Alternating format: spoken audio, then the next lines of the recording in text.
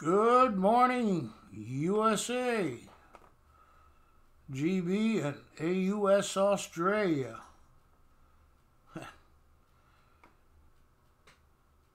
Things just are. It's that simple. Anybody willing to come onto the stream tonight? Give it a minute or two.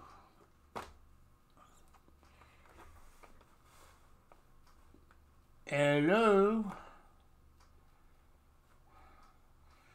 Richo, Dragonkin, hello. Yeah, I had a fun day. What's going on? Let me get the speaker down next, microphone next to me. Things just are. It's that simple. Sound like a good quote? Yeah, I'm glad. I deleted like 3 or 4 junk targets, but hey, you guys seen what I got, and that's only like a half an hour. And I've been down that little strip for many times, digging up aluminum foil, 5, 6, 7, 8 inches deep. But yeah, I got lucky. First silver of the yard. Found 2 Indian head pennies in 2017 or 2008, 2017 or 2016. Not the model of an inventor. Nope. They're just simple, right? I got you. And then that button is amazing because it's a really old button.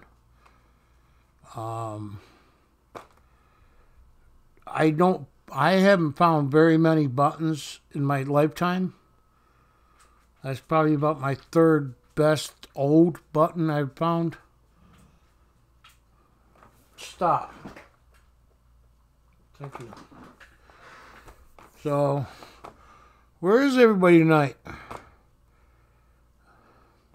What's today? Today's Monday, right? Tuesday now. Yeah.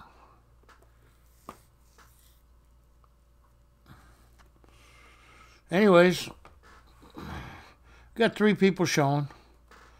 Let's get on with the show. They'll all show up here in a minute. We'll do, oh, what's going on here? Cool. Hello. Hello. I got good signal. Or good kilobytes upload. I don't know. You might want to refresh, I guess. I don't know. I got green all the way. All right. Then we're going to go here and we're going to do the intro. You ready? What's going on here? Intro. Oh, because I moved it down. There we go. Now we'll do the intro. There we go. Yeah, I still got to work on it. Yeah, because I got a total green bar, or a green light there going. And then, anyways, I got my magnet thing showing up. I actually have 5 detectors. And this is the oldest one I got left. Well, the oldest one I got left is all in pieces. But this is Technetics. Back in 1989, I purchased that. And it's a Bounty Hunter Pro 2. It's an LCD crystal. And, of course, everything is LED now.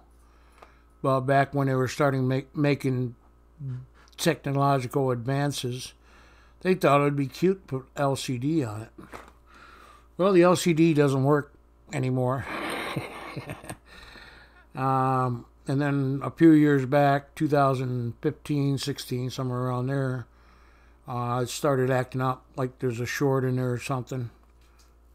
So You were 10 in 1989. You're a youngin'.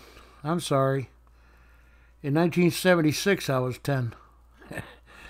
Yeah, showing my age. And then, of course, I got my AT Pro, and then I got the new detector. I haven't tried it out yet. I bought it at auction. M.A. Lyman. Messy Hole donated that for the auction to help out J3B in Canada for his losing his eyesight. He's been losing his eyesight since I met him on the channel. But he can't work, drive, or anything. They won't let him. And then I got the my sister's detector right next to it, which is a White's Coinmaster. It's a second step up. Yeah, I'll be 55 in October. Yep, Halloween, huh? You're born on Halloween? That's cool. Where is everybody? Well, anyways, I got a bunch of... I'm going to show off my button, and as you can see, it's right there. And that's Hayden's Company Best Extra. And, of course, there's... it's completely blank on the front, so... But you can still see some gold specks on it right there. Let's see if I can take a toothpick.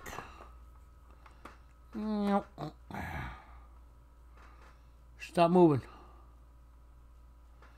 There's some gold specks right there, a couple pieces there. But it was totally gold plated. How you doing, Tazzy? We're just starting to show up. But, and the gold gilt. Now, the reason the gold gilt is probably still on it, because the top is missing all the gold, is because of the way it was way it buried in the ground. Usually when you dig copper and stuff up, the top side, because of the chemicals and then what do you call it, the anyways, the ground will tear up the front of the coin, or whatever it's, obverse or reverse, when it's facing up to the top. Now, if it was on its side, I'd probably still have some gold gilt on both sides. But because this was completely, the shank was buried down, the chemicals or whatever from the ground, what would you call it, minerals, did not eat all the gold off. And this was a Best Extra, which was... they layered it in more gold so it'll last longer. So when you polish the buttons up, the gold didn't come off. Hello, Shane. How you doing? Anyways, I did some research on it, and the button seems to be anywhere from 1820 to 1830s. So it's that old, yeah. That's a good find. Plus, with a little bit of gold gilt, it makes it even better. Why is that up? Okay. Getting on with the story, Hayden's Company. All right, we'll bring it back down a little bit. Hayden's Company. We'll go to a story, and you guys can be the judge of it.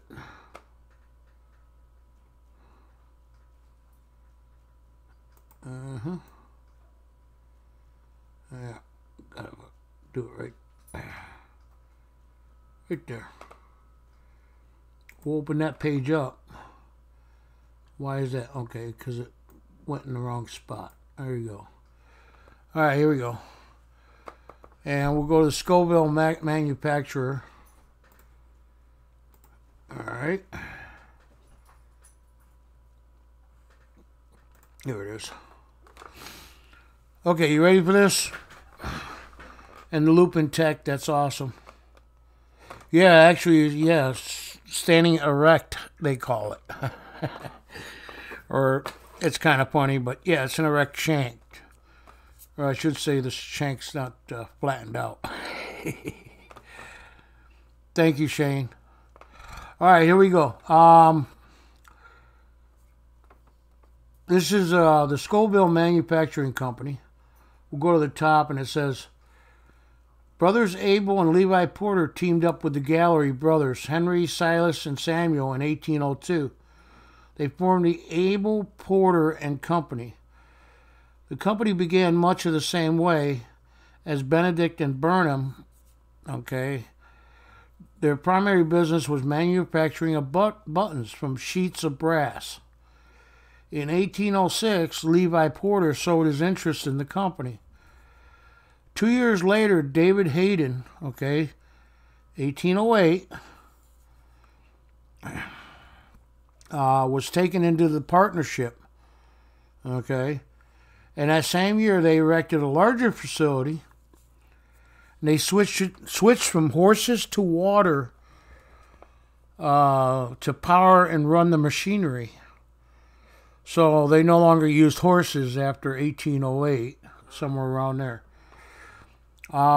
Silas sold his interest in 1809.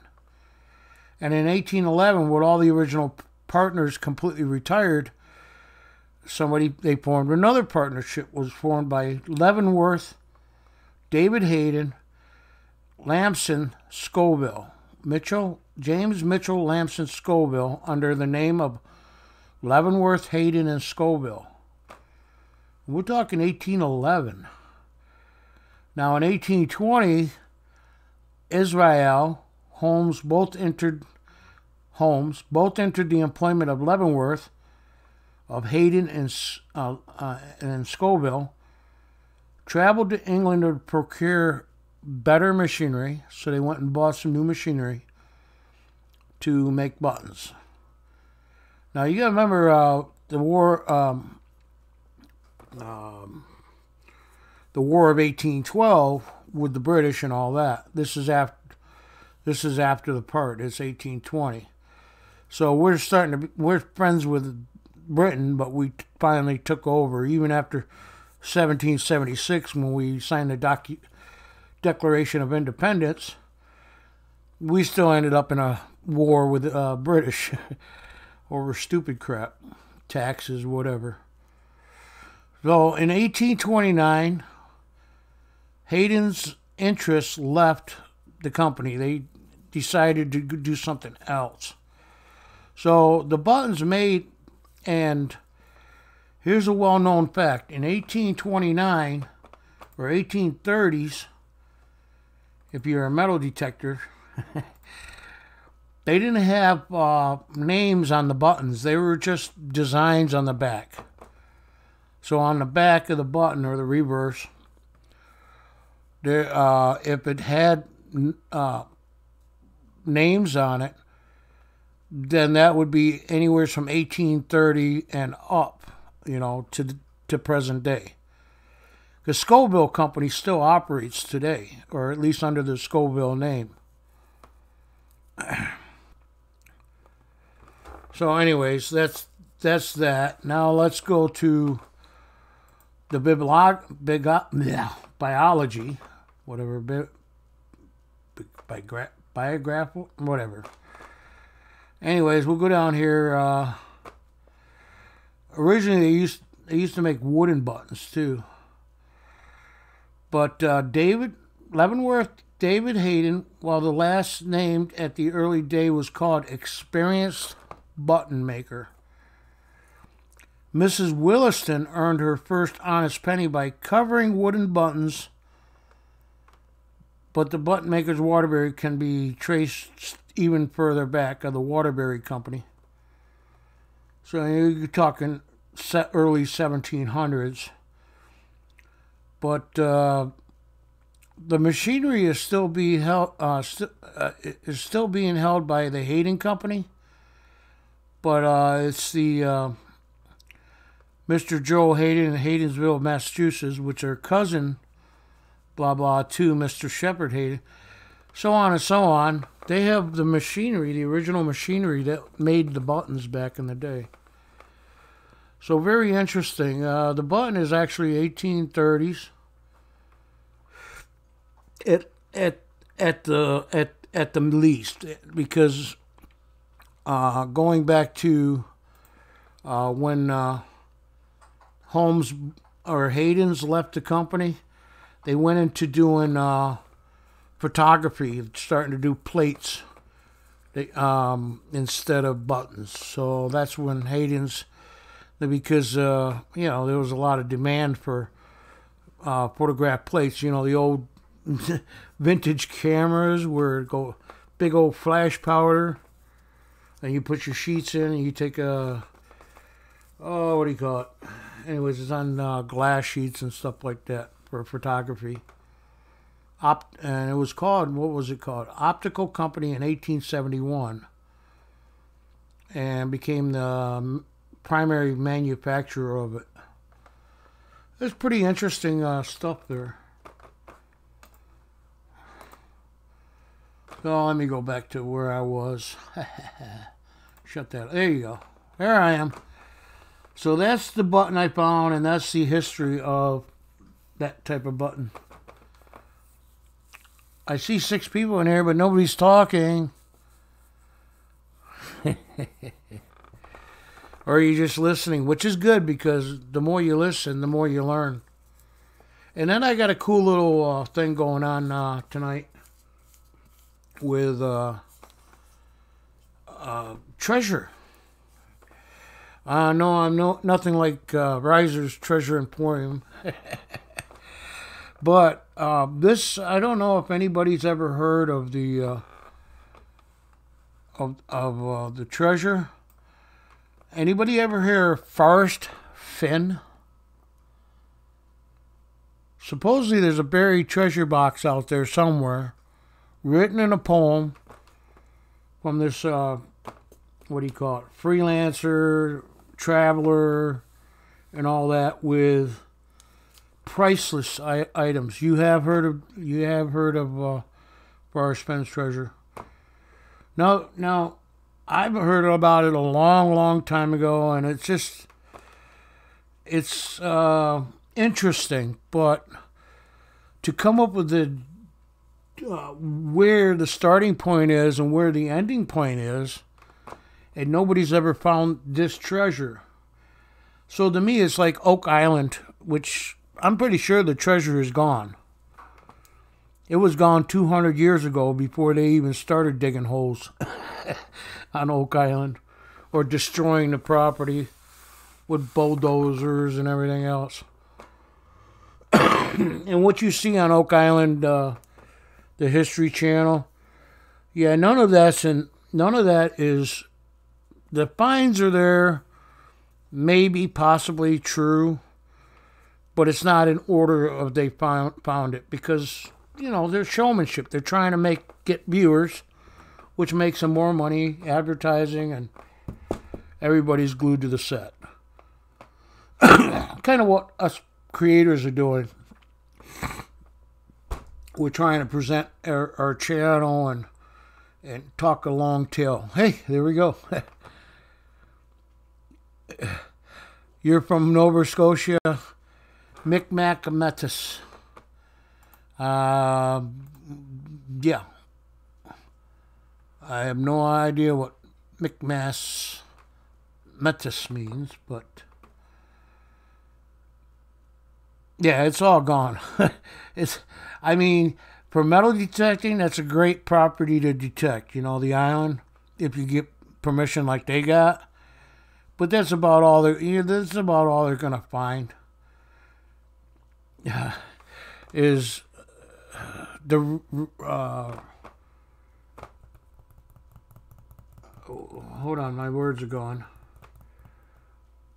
What's left of the treasure is whatever somebody dropped out of their pants pocket when they were leaving the island. Oh, French Indian, okay.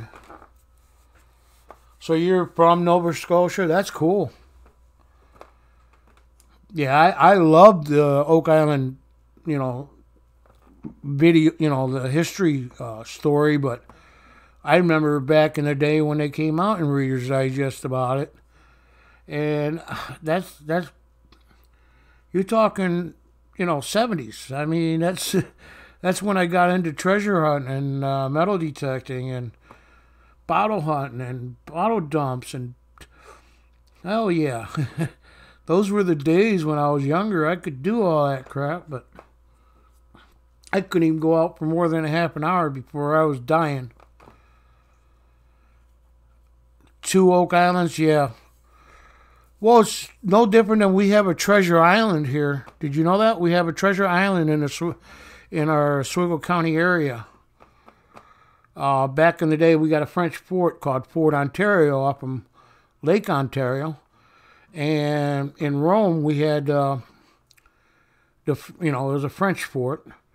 And the French were in Rome, New York. And they traveled down the Oswego River, which takes them to the fort, Oswego. And they got all the Indians all drunk and, just totally gone. Because the Indians were going to attack the Frenchmen in the morning and scalp all their heads or whatever you want to call it. So they took off with supposedly, and it always seems like it's always $10,000 in gold and silver and $10,000 booty. Overlooked it. Spent time there as a kid. Oh, that's cool. That is awesome. Oh, there's one in North Carolina too, huh? So we have an island that's actually called Treasure Island. And it's not the actual Treasure Island. And people have tried and tried and tried. Supposedly they had to drop their cannons. They were canoeing. The Frenchmen were canoeing as fast as they could. They got all the Indians drunk, got away from there before they got massacred. And we're talking back in the 1700s. And supposedly they had to drop the loot too. All the money they had. And everybody has looked for it. Jerry's Treasure Den I was talking about on one of my videos. He's a prospector, metal detector shop. He's passed away. But he was telling me that they found a keg of nails. And I don't know if it's a small keg of nails or one of the big barrel kegs or whatever. But, yeah, they've never found anything around that island. We got Battle Island here, too, they call it, which is when the French and Indian War, along with the British, were fighting. I don't know which side the Indians were on, but I'm pretty sure they were on their own side. And that's where I found that grape shot from the late 1700s, grape shot. Yeah, something like that. Late 1600s, early 1700s, something like that. Because of the gold fever. I don't know about gold. It's never been about the gold. It's always been about the treasure and the stuff that I find. And back in the day when I was younger, it was all about coins. I didn't care about the relics as much. Hell, I scrapped a lot of relics. Some of them I want to kick myself in the yard, the behind for doing that. And I still scrap stuff that I find, like shotgun shells, brass. They're all brass. I'm not a collector of shotgun shells. But if it's not presentable as a relic, then I don't see any need of keeping it. Especially if I'm going to put it in a shadow box or whatever. But yeah, I don't know. I mentioned that it was my uncle that actually got me interested. When my mom gave me the silver Morgan dollar that my uncle got on a paper route from delivering papers to this one lady, and she paid him in a silver Morgan dollar, and he gave that to me as a baby gift. Hey, Rafe. Yeah, I'm here. See my button I found metal detecting? The dime's already in the folder, but hey, I found silver the first day. First day of 2019 dig on the second hole. But the first time I've been out since 2016. And it's the first silver that's ever been found in this yard. I mean, I found a couple Indian head pennies and all that. It goes, but when I was, what I figured the properties around 1900 to 1930, and then they didn't put a trailer back here until 1960. So it was like 30 years 30 years lapse of anybody being here. So I don't find a lot of trash. Not a lot, anyways. It's always been about the gold. I have found gold rings, but not as much as I found silver coins. Now, one of the gold rings that I found paid for one of my metal detectors I used to have. I've had like 15 or 16 metal detectors. And as you see, I got three that are actually mine left. 4, if you count the one that's dismantled right now. Yeah. Yeah. You know, Shane, you and I probably hook up. We'd be going to the country bar, man. The hell with melody. I will go. I got red light here. Got red light. There we go. We're back to green now.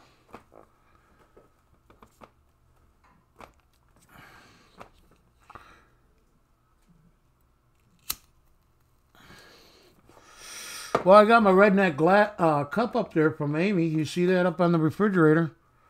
Got my redneck cup. Put some beer in it. Beer. We'll put some beer in it. Ain't that right, Shane? You reckon? We can be the country folk. Country old folk, man.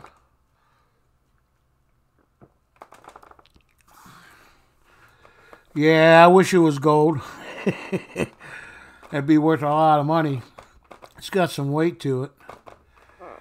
It's just gold plating. That's how they made the buttons back in the day. Same with, oh, here's something. Does anybody know, back in the colonial days, or back in the Civil War, the men would leave, because they always had a gold ring, you know, for matrimony and stuff. And they would leave the gold rings with the woman at home, just in case they died or didn't make it back from their trip or whatever they were doing. So, and they would have rings made up of brass or copper, gold plated, so they still maintain their, what do you call it?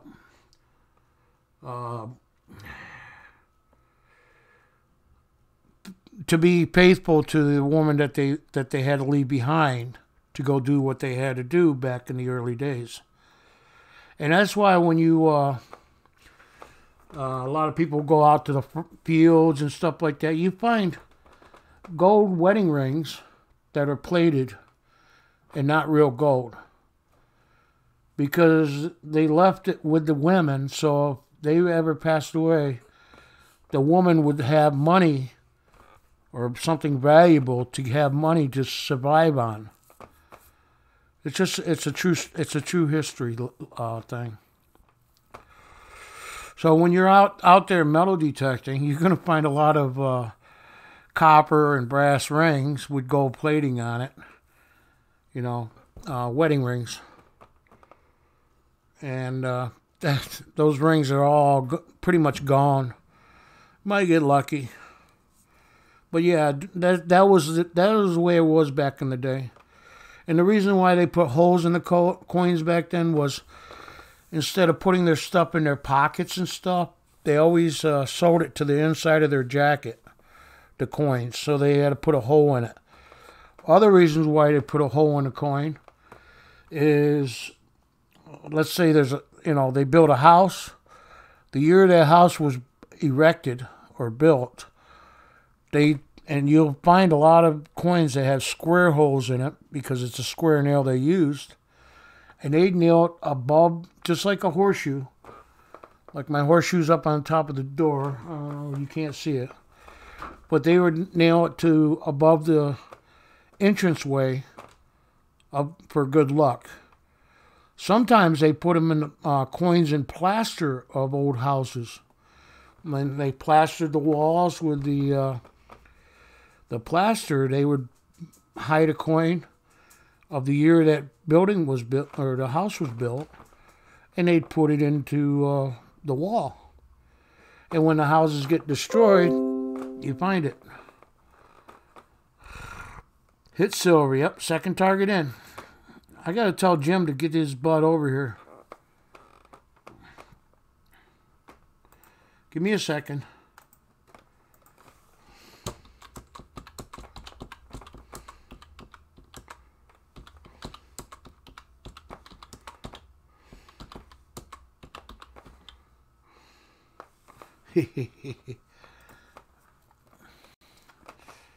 Anyways, Mr. Melbourne. For some reason, I don't know. He's around here somewhere. I would love to do some gold panning, but I'm not like, I mean, like you said, you're 40 years old. You were 10 when that metal detector was made. I'm talking to you, Dragonkin. But yeah, I don't know if I could be out there in the wilderness and with the problems I have right now. They fix my vascular system and get rid of the clots or whatever, the blockages, where I can actually walk. And I've lost 20, 25 pounds, even though it doesn't look it in the video. Shane, you're doing a good job, man. Thank you. How much does a serviceable detector cost? Which do you prefer? Okay. Silver Raptor. Any detector you have... Oh, we got a red light. Hold on. Here we go. We're back. All right. It bogged out for a minute. Any detector you can get, except for the cheapest one out there, couple $100 detector, serviceable. I don't know about serviceable, but a detector that's going to keep working and, you know, keep on ticking.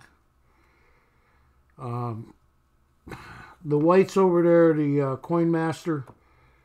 It's a good machine. It's a good starting out. Then you got the Bounty Hunters and the Technetics, which aren't original products. You know, they are now, but not the original company that started out Technetics and Bounty Hunter. The cheapest you can actually probably go with metal detecting is a couple $100. And that's without a pinpointer, that's without the tools, that's without knowledge. So swinging, it uses a whole different part of your body. It's like digging ditches like I used to do for almost 13 some odd years. 14, 15 years, whatever. Digging trenches, okay, with a shovel. Eventually your kneecaps will wear out. Or you end up with arthritis like I have, and you'll wake up one day and you can't even walk because your legs are all messed up. But a couple $100 detector. I go with Garrett only because Garrett's got the better technology of all for the value of metal detecting. You want to get a $10,000 machine and only use it once or twice when you need it, or get a machine that you can use every day.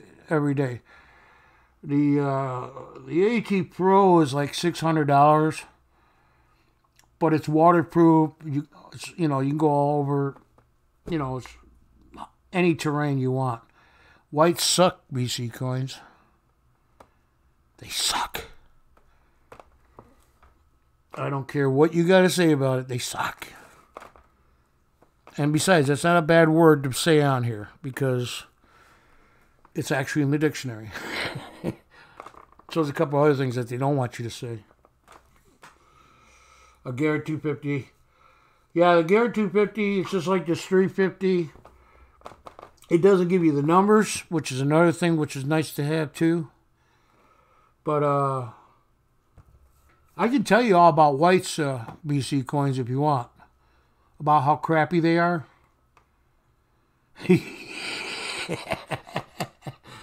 I started out with White's. I started out with White's in 1976. I had a White's TR model that was made for Sears with the gold label, not the blue machine. But I've had a White's 6DB. I had a White's 5000 Series 2. I had a 6000 Series 2. I had a 6000 Series 3. And then when they came out with the computer one, that's when I decided to get the hell out because it was a piece of crap. And that's when Technetics came out in 1980, late 80 or early 80s.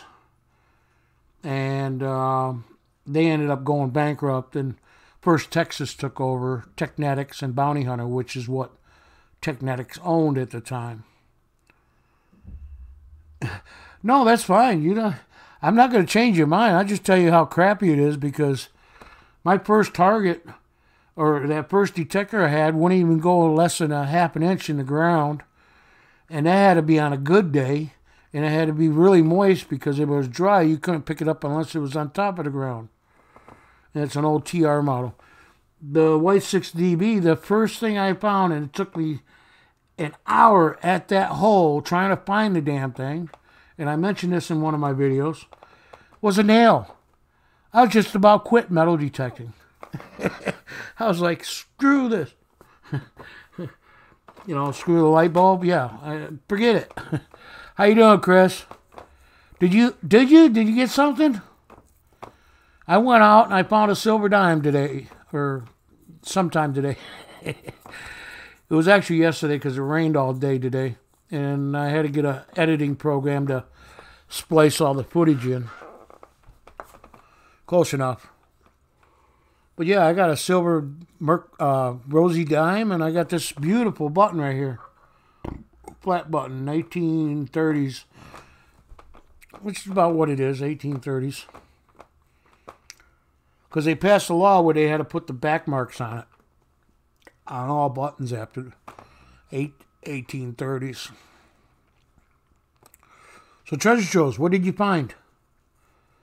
Come on. You're 60 years old. All right, we're back up again. That's strange. That's the first time I've ever seen that. Oh, down. It said OBS disconnected. So I don't know what happened. Bunch that.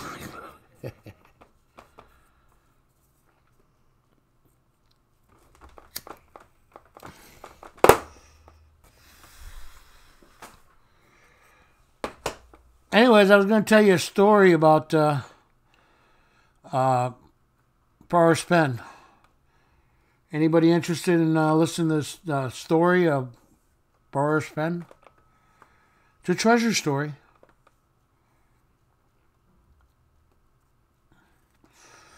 One, if you want to hear me talk about it, or two, you don't want me to talk about it. It's a test. What? I'm sorry. I'm surprised it won't let you have that. So one. Some reason you can't put one in there because YouTube just blocked it. What the heck? Why did it do that? Well, go get some coffee. I got some beer here. Finally, I got some beer. I also got my medicine, or, well, some of my medicine. I got to pick it up tomorrow.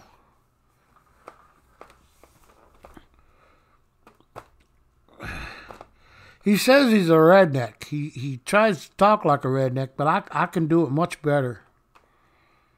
I got the culture in me, man. You reckon? Y'all as guys just don't understand that. I may be from New York, but I'm a damn Yankee.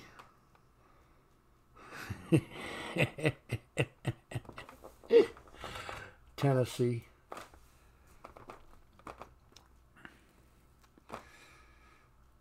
12 more to 500. Very good.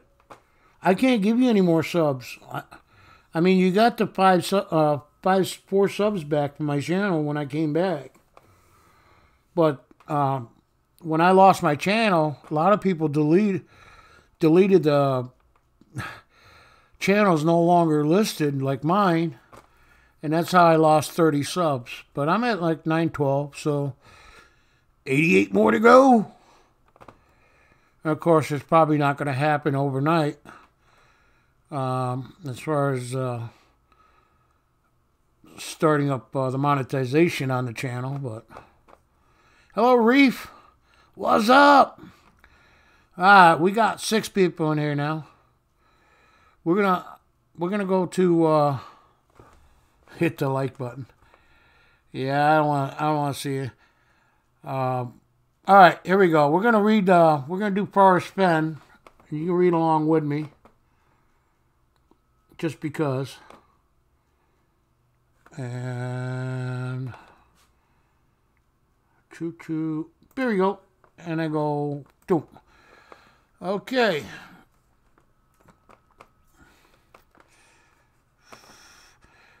All right. Forrest Fenn's Treasure. And this was updated November 2018. It's the most unpopular treasure in the world. Anyways,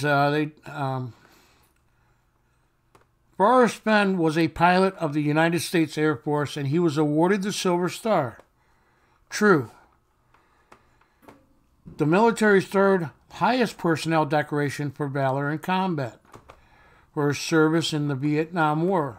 My uncle died in the Vietnam War. Matter of fact, just when they were going to bring him back home, he was killed. Anyways, he was a paratrooper. Matter of fact, I'll tell you his name. His name was Patrick Paulage. It's on the wall. If anybody goes to see the wall at, I don't think they do the traveling of the wall anymore, but the wall in D.C., you'll see Patrick Paulage there. Where he and his wife Peggy operated Fenn Galleries. Fenn Galleries, which specialized in antiques and very high-end art, attracted celebrities, politicians, and even Steven Spielberg and Gerald Ford. Apparently, they like the art or antique. Am I doing good so far? Do you want me to keep going? It's a treasure story, but you got to read the background.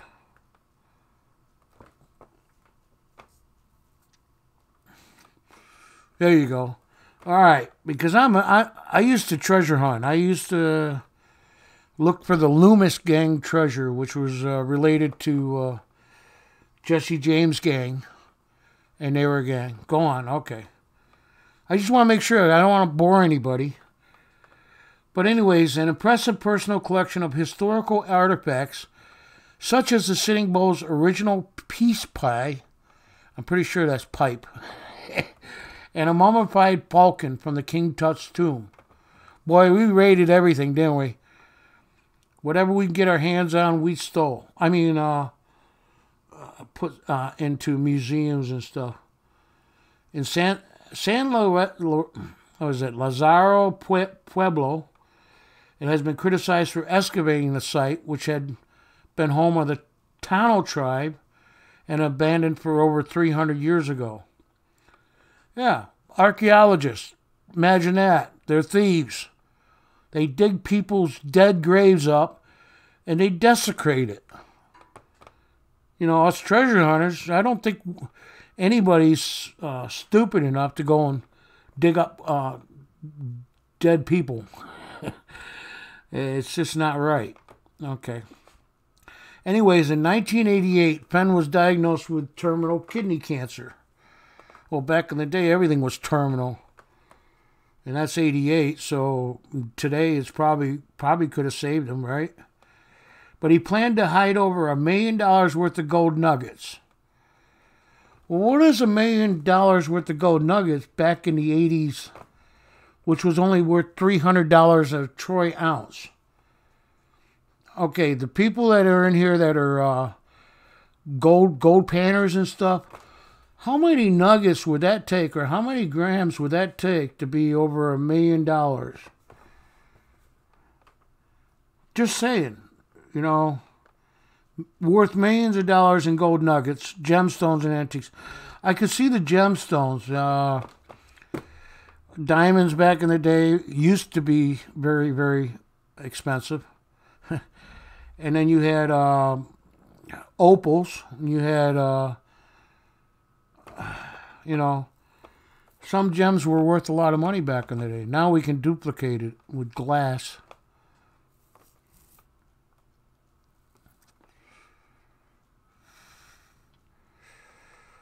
I'm reading the chat a little bit.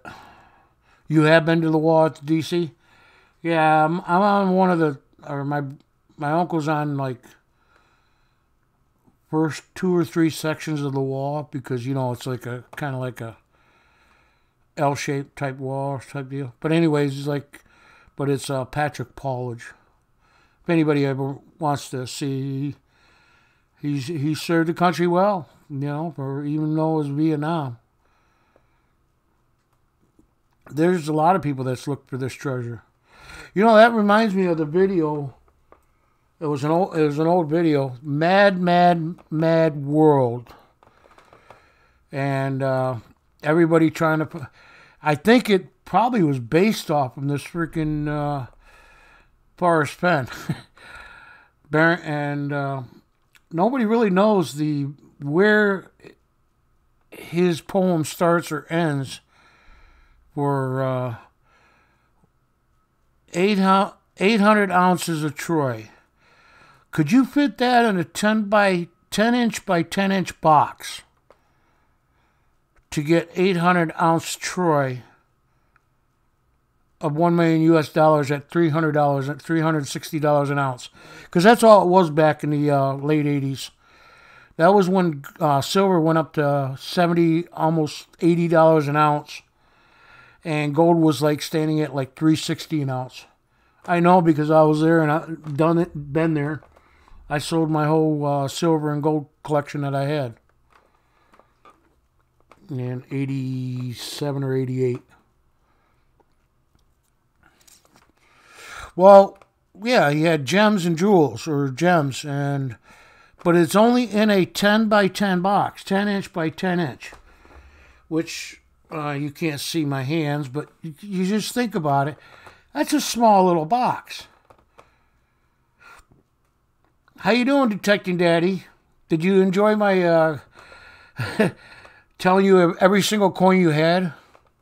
And that was right off the top of my head.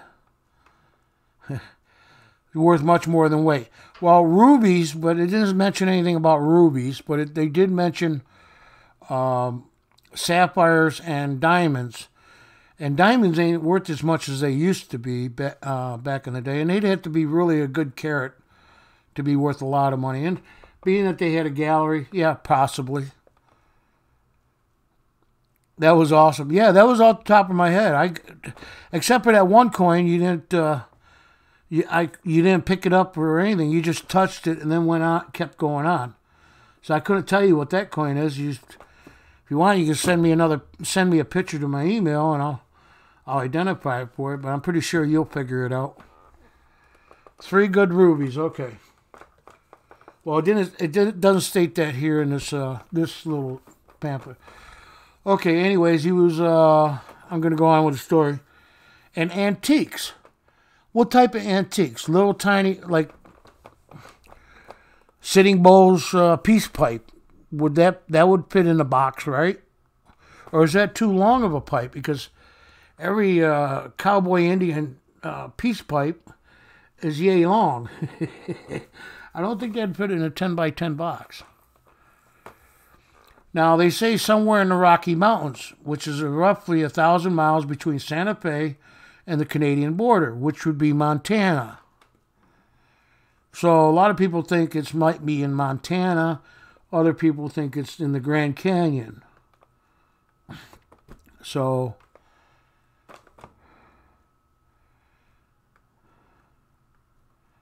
You'll show them all again? Yeah, your camera sucks at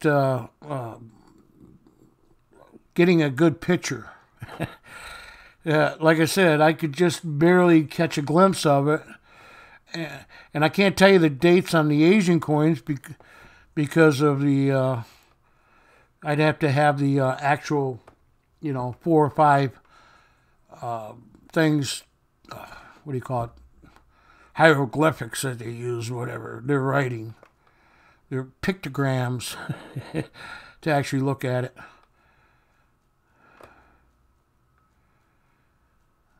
You can use a microscope. Yeah, a microscope works better.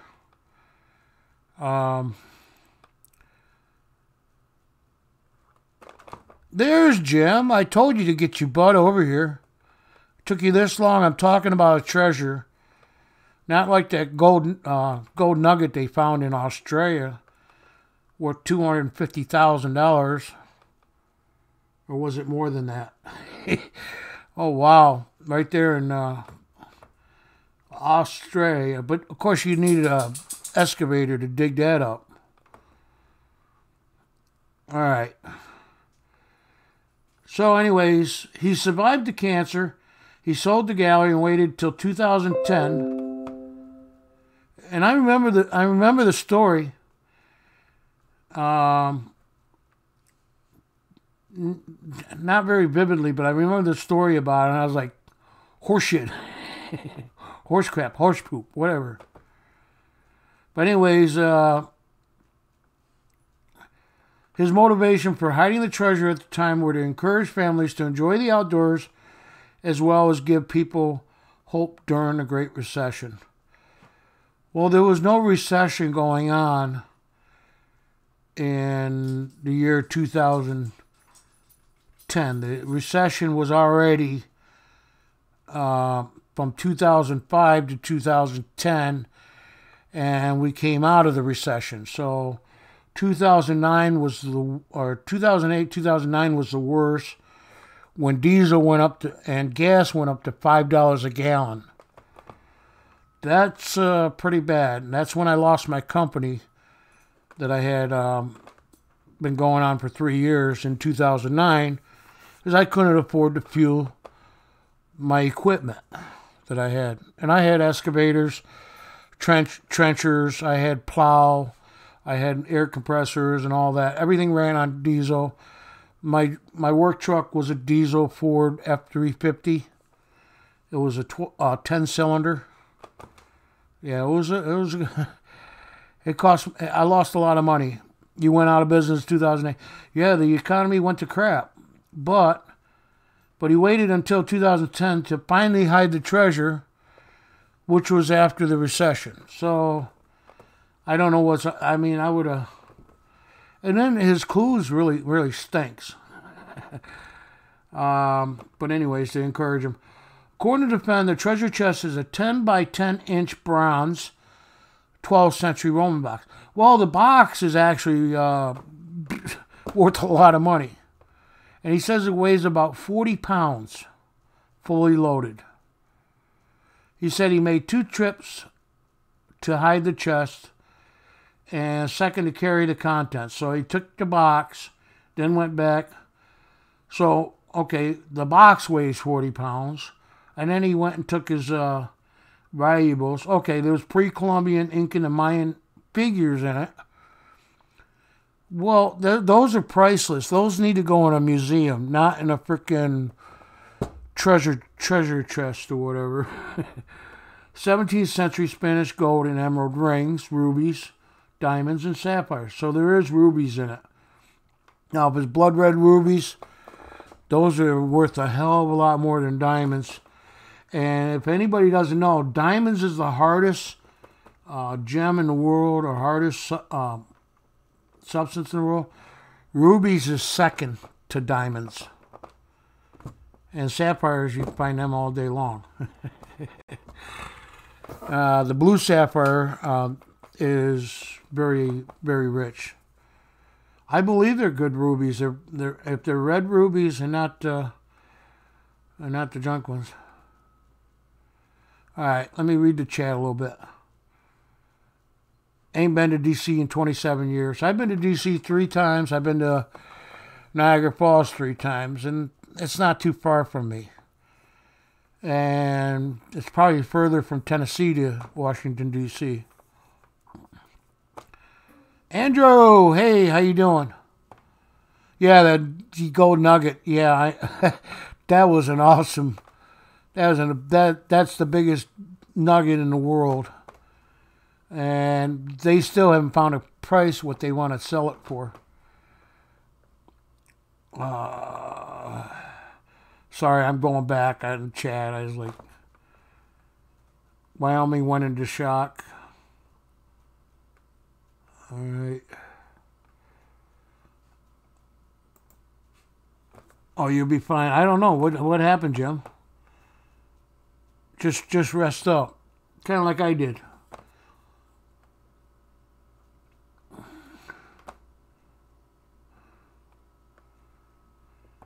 Well, no, I probably didn't see that video. Yeah, I've been so busy about rebuilding my channel and that since I lost it. And if I didn't see it before vintage, then I probably didn't see it. Oh, you landed on your head? Just like a diamond. Yeah, hard head. Gotcha. Yeah, he's old. He's old now. No, he's actually younger than I am. He's a year younger than I am. He's just a baby. Yeah, you know what? Us old people, me included, especially, I don't climb a ladder. And if I do get on a ladder, it's not more than 2 steps. Because anything over 3 feet or above my head is going to kill me. And I'll be in pain for months. Anybody that's my age will understand that. I'm not afraid of heights. I'm afraid of falling. It's not funny. No, it's not. 800 ounces is not 50 pounds. Okay. All right. Anyways, I'm just like I said. This is the he wrote a poem and giving 9 clues leading to the treasure.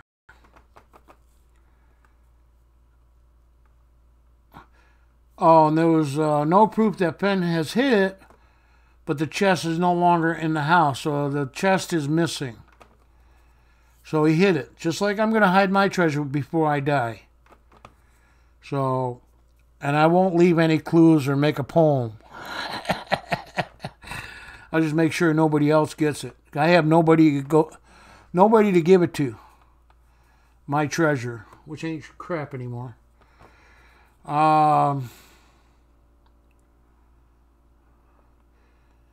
There's Del Nitzel of Washington State. He's a station manager, of course. He's, got money so he could take time off. But he's been searching for the treasure since 2013. He runs the most popular blog about the treasure. I don't know the guy, but it's Nitzel. No one has been able to find the treasure so far because the poem is vague.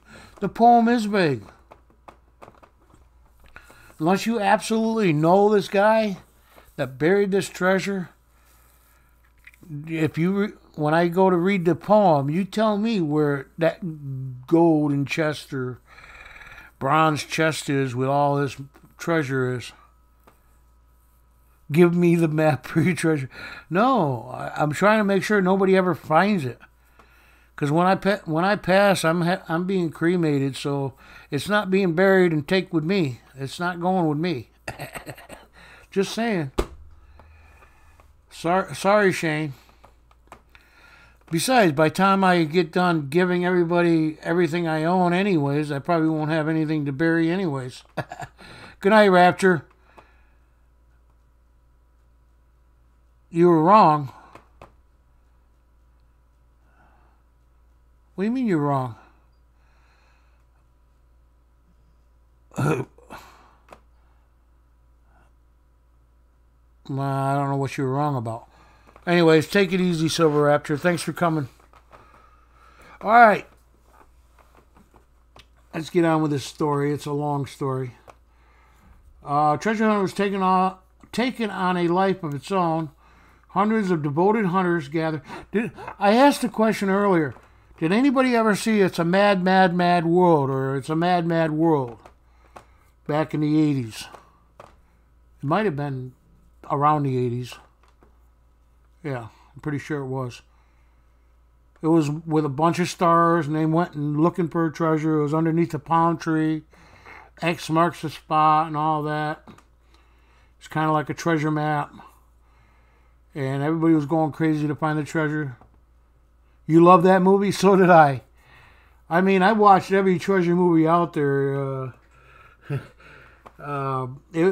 It's just interesting. Just like Indiana Jones and his adventures, it was more treasure than anything. Hey, Bigfoot, how you doing? It's the Forest Fence treasure.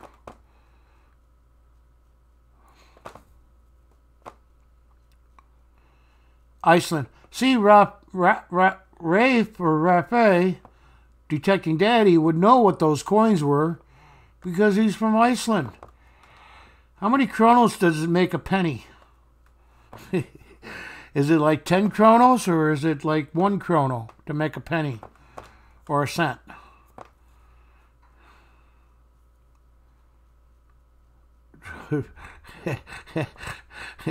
Yeah, I lived in Arizona. Yeah, there's trolls out there. Bugfoot. It's Bigfoot, Jim. Stop picking on him.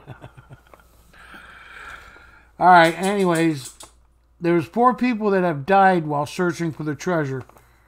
Randy Bailu, a 54-year-old retired mechanic, moved from Florida to Colorado to hunt the treasure full time. 54 years old. I give him credit. I'm 54 years old, and that treasure can sit where it's freaking staying. Just saying.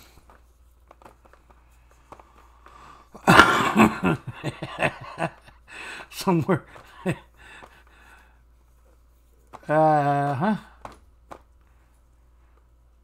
don't need any kronos. I only got like a couple, 2, 3, but Detecting Daddy was going through his aunt's purse or something that was loaded with freaking foreign coins, and he had like 4 kronos, different kronos coins.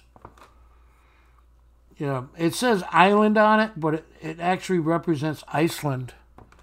So when people see island, even I got confused. It's like, I've never heard of a country like that. And then you look it up, it's Iceland. Oh, that makes sense. You got bags full? Well, hey, Rafe, we'll talk about it, and I'll tell you what I have, and maybe we'll do a swap or what have you of some Kronos.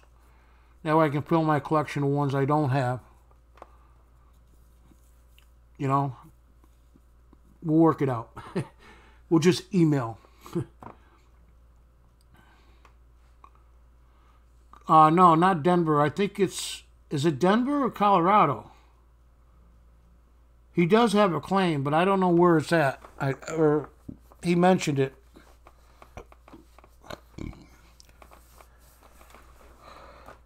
Yeah, but you don't know anything about foreign coins yet, Daddy. You wanna start learning? They're not as valuable as U.S. Haha, you can't show that. That's all right. I'll let you have it. There you go, Detecting Daddy. Did you? Did you do it on a live stream? Because if I don't make it to the live stream, I very seldom go back and watch a live stream. Andrew, just saying. If it's just a regular shout out, no problem. I'll go and watch the video, but I'm not going to sit there and watch 2 hours of rolling coins and talking after I can't participate. You're welcome, Daddy.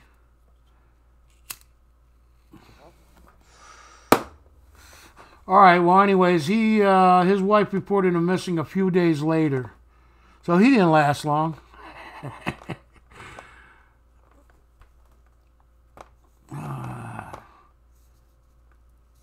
Rocky Mountains, and he passed. And yeah, who knows what he died from, but anyways, his body was found 6 months later, and he was reported a few days later after he went out. Could be the curse of whatever.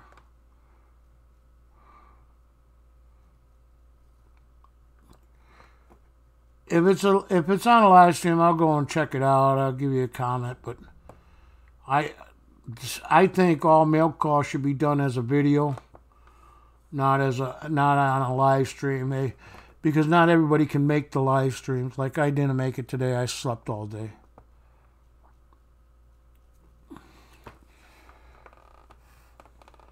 Well, as long, yeah, I'd love to do this at 3 o'clock in the morning every day. But yeah, you grew up in the Rocky Mountains, just south of Jackson Hole, Wyoming. Yeah. Yeah, you did it live because I haven't seen any videos come out from you. And like I said, the problem is not everybody can make it to the live streams. Unless you post, say, Oldies and Goodies live stream mail call. You know, maybe I'll see it. But if it's a live stream, I just delete it because I'm not going to go back and watch the whole thing. Only because I got hundreds of mail calls to watch. Now, if it's a video, then I'll watch it. Well, usually within a few days, if not immediately. You know that. I always comment. All right. Well, I'll check it out. I know you came on tonight, and it was opening penny rolls or something. I can't remember your opening rolls.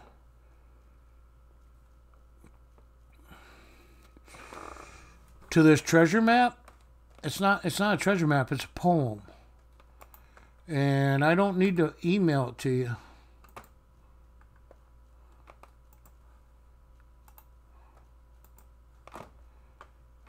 Okay.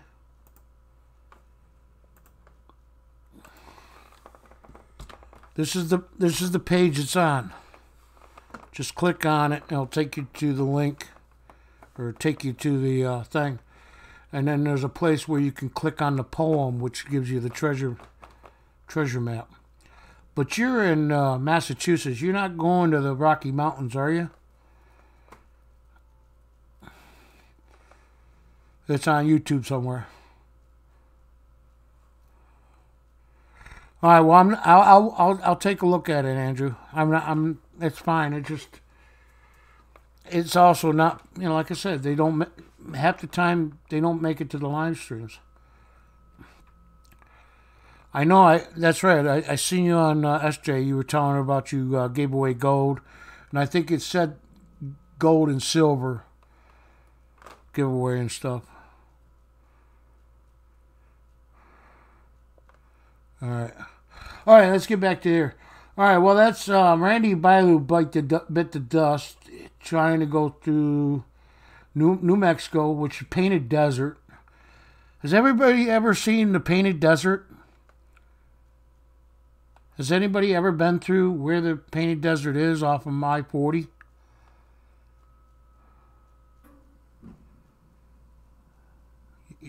Just wondering. Except for Australian people, they probably didn't see it, right, Jim? Yep. Okay. So you know what I'm talking about. Then you got the rock. You got the Grand Canyon and all. But the Painted Desert is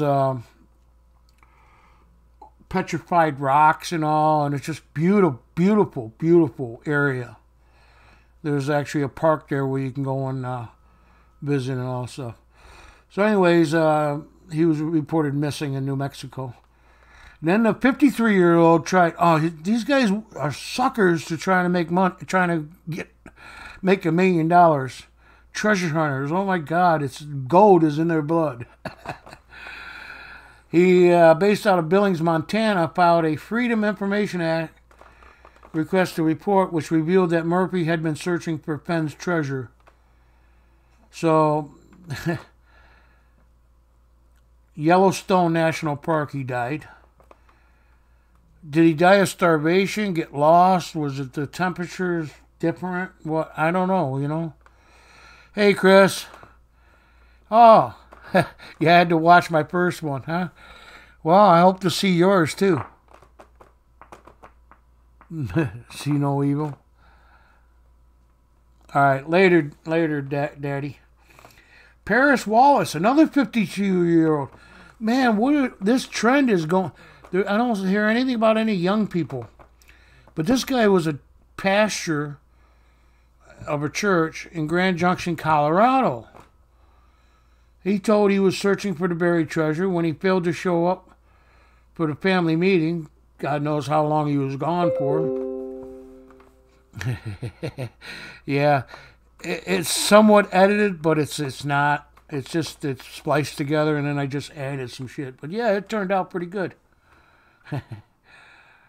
I was talking to somebody over there. They reported his car was found near the Tejas Junction Bridge in New Mexico, and his body was found 7 miles away. So he didn't make it 7 miles from his car before. Maybe there's a curse on this treasure that, you know, within a couple days, you know, looking for the treasure, you die. Dieted. There you go, dieted. Eric Ashby had moved from Colorado 2016 to look for the treasure. His body was found in the Arkansas River in 2017. That's not even too long ago. His raft overturned and he drowned.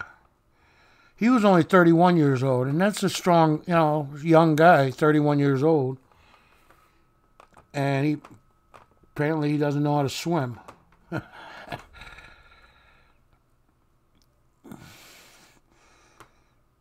Classic murder. I'm pretty sure it's probably murder. People are trying to look for the treasure themselves, and maybe they went into his own area. Yeah, I still don't know where. Oh, you live in Kingman, Arizona. But what's his name? Rafe lives in Arizona too.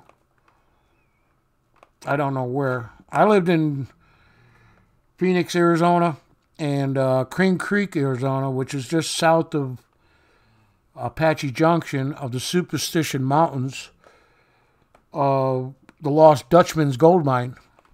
And you all heard about the Lost Dutchman gold mine, and there's no treasure. It's gone. Or is it? Yuma, that's right. Hey, Cajun. How you doing, bud? We're just talking about a treasure story, and I keep getting interrupted here. I'm sorry. I keep looking at the chat.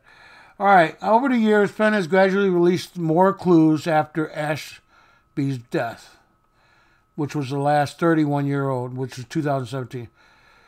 Penn wrote that the treasure is not underwater, nor is it in the Rio Grande River. Okay. It's not necessary to move any large rocks or climb up and down the steep, precipitous. Please remember that I was 80 when he made the 2 trips from the vehicle. And he's 80 years old. He's also since revealed that the treasure is not in a mine or man-made structure that is between 5,000 and 10,000 feet above sea level. Okay, well, that's a lot. That's a lot of information right there. Get a geographical map out, or topographical map, and figure out your elevation of between 5,000 and 10,000 feet, which is pretty high up. It's not in Canada, Utah, or Idaho, and it's not on top of a mountain, although it may be close to the top of one. So you might have found a hole in the side of a mountain, maybe. Wyoming Oh, let's see. Utah or Idaho, leaving Montana. Okay, Montana, New Mexico, Colorado, and Wyoming are the possible states that it could be in. Most important clue is in the line of the poem, finding where warm waters halt. That's telling me maybe a spring. Maybe. Yeah, but Tucson is in Arizona. It didn't mention Arizona. Stop. Please stop. Okay. Hey, maybe we can all do a treasure hunt. We'll all meet together and we'll go look for this damn treasure. We'll start in Colorado and work our way down. Colorado, New Mexico. Oh, well, maybe. Nah, forget about Montana. I doubt if it's in Montana. But the man on the Silver Mountain lives in Montana. Anyways, he's accused of making this treasure to sell his book. He allows a local bookstore to keep all proceeds. So he's not getting any money. But he sells more books. And the bookstore makes more money. I don't know about that. And then the bookstore, in turn, donates the part proceeds to charity anyways, part of it. Hey, not right, Johnny. We're talking about treasure, man. No, 5,000 feet doesn't have to be a mountain. And like I said, anywhere in the Rio Grande. Anyways, yeah, it doesn't have to be. Hey, Anik. They're Pinedale, Wyoming. It did say Wyoming, didn't it? Yeah, Wyoming.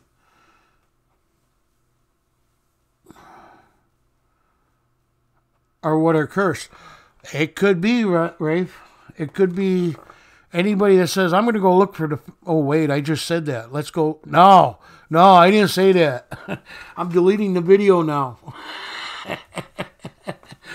I don't want to die now.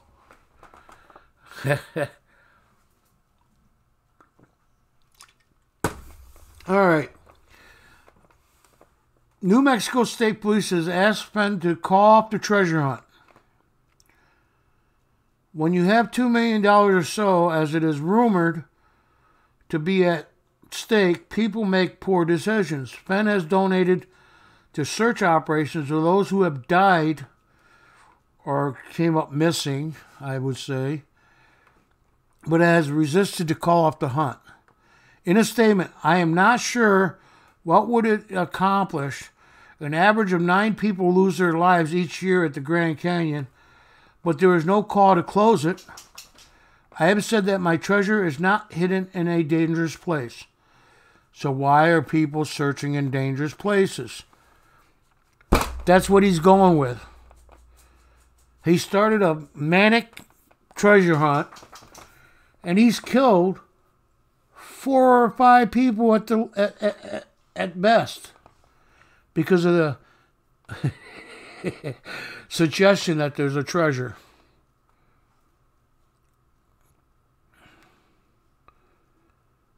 Okay. All right, here we go. These are all the different sources that were brought up. $3 million treasure remains a mystery. BBC even posted it. ABC posted the pleased with the offer to stop the hunt, blah, blah, blah. He's an 87-year-old millionaire. Well, he's not a billionaire. And he's offered one main clue. Okay, let's go up here to the poem. Ready? And I'll see if you guys can make any sense of it. As I have gone, alone in there, and with my treasures bold, I keep my secret where, and hint of riches new and old.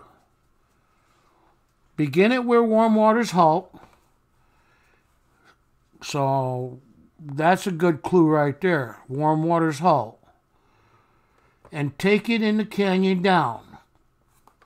Still talking down. Canyon down.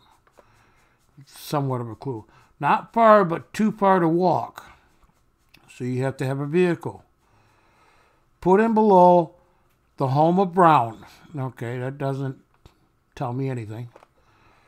No place for the meek. The end is ever drawing nigh. There'll be no paddle up your creek, just heavy loads and water high.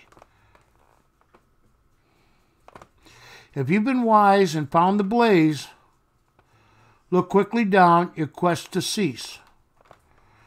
But tarry scant with marvel gaze, just take the chest and go in peace. So why is it that must go and leave my trove for all to seek? The answers already know. I've done it, tired, and now I'm weak. So hear me all and listen good. Your effort will be worth the code. If you brave and in the wood, I'll give you title to the gold. There's your poem. There's 9 clues in the poem.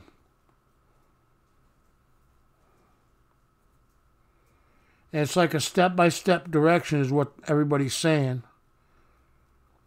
And there's 9 sentences in the poem as well.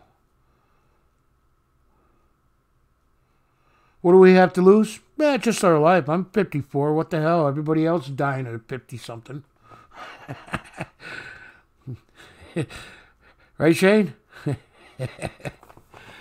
I got nowhere to go. I got nothing to do except sit here and bullcrap. But I thought that was cool to bring up because my brother was talking about. I was like, yeah, I know all about it. It's a bunch of bull crap. If he buried it, good for him. If anybody finds him, they ain't gonna tell you. Why didn't he just give it to charity? Well, that's too easy. If you worked all your life to make something and you just give it away to charity and they're getting it for free and they're not working for it, this you got to work for is what I'm thinking, Jim. And why the clues? Well, any treasure hunt always has clues, whether it's pictographs, or a map hidden like the Goonies. Yeah. One-Eye Willie. Yeah, huh? Okay, got to have a map. Got to have somewhere to go, somewhere to start. And everybody has a story or a treasure story in every area that they belong with. They also have a ghost story. So, yeah, why not make a big deal about it? But this is I'll put the link back in the chat.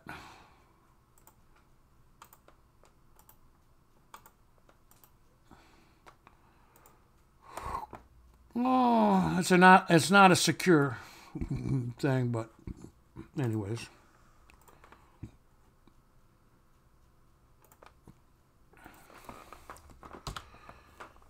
And that's the poem.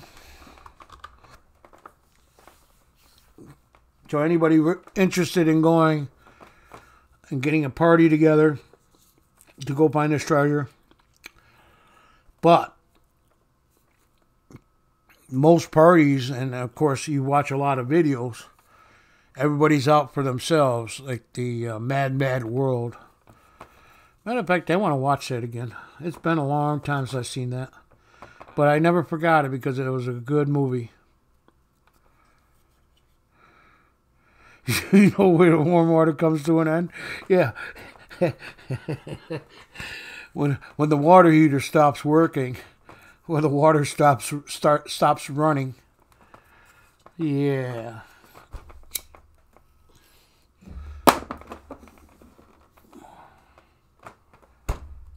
Somewhere in Arizona now.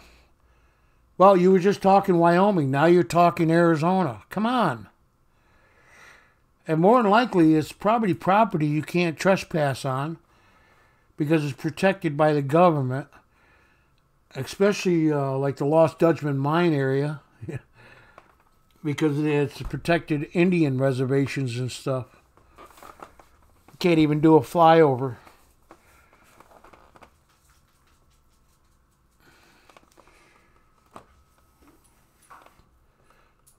I'm a bum, and I receive charity. Every other day I get mail call from somebody. Area 51, there you go. Yeah, it's an area. Yeah.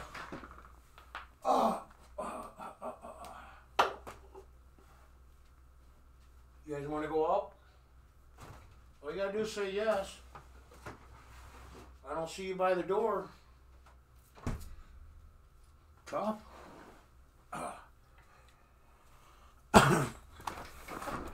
Anyways, enough of that. You guys got the drift. Hey, Johnny, look at my button today. Look what I found today. Well, actually, yesterday, whatever. Hayden's and Company. Best extra button. Anyways, I put out a video, Johnny. You probably watched it.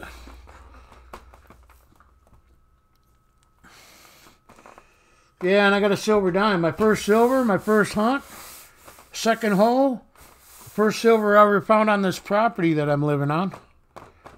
I have found 2 Indian head pennies, a 1909 pocket watch, and a 1909 water pistol on here. Cow tags. A lot of old stuff on this property. Just some of it buried under, what do you call it? Landfill. They put extra layers of dirt. You haven't watched it yet? I did a real good job. Not as good as your editing. My God, you got to teach me all that. But I found a free program I could use to edit videos. Is anybody interested in editing their videos for free? I'm not going to teach you how to use it, but with the messy old... No, actually, I use my AT Pro with the 5x8 Garrett coil. I was going to put the snake on because there is a lot of trash in the area that I was checking. But I went with the 5x8. I probably should have went with the snake.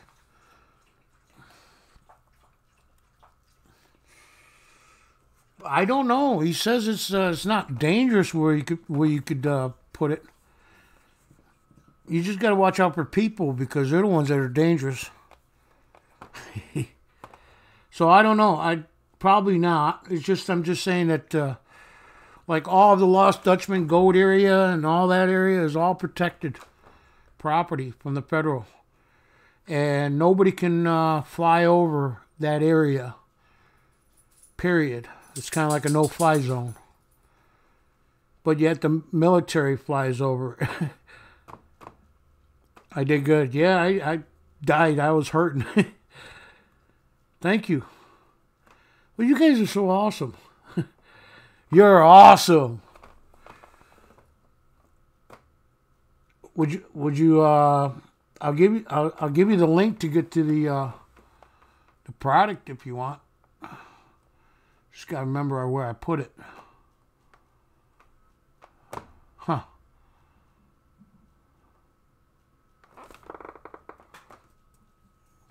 Oh, yeah, I know where it is.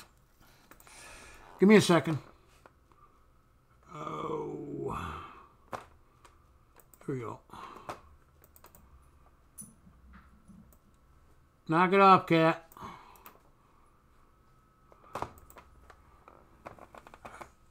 And as far as I could tell,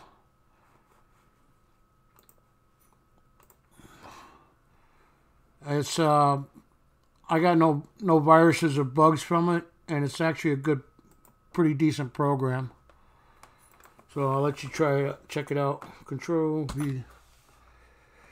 And it's completely free, and you can add layers onto it. You already see my video. But I'm not going to teach you how to use it. You're just going to have to... I mean, I'll help. But I hate typing. I'd rather hook up with Zoom and at least talk and share with each other instead of typing. Yeah, I had 5 video parts where I dug up stuff, but they weren't worth showing. It would have been good with music and all, but yeah, there was a, you know, when you see the video, you see the 5 pieces of junk I found. Those are all the signals I dug. There was one little piece that I couldn't find or whatever.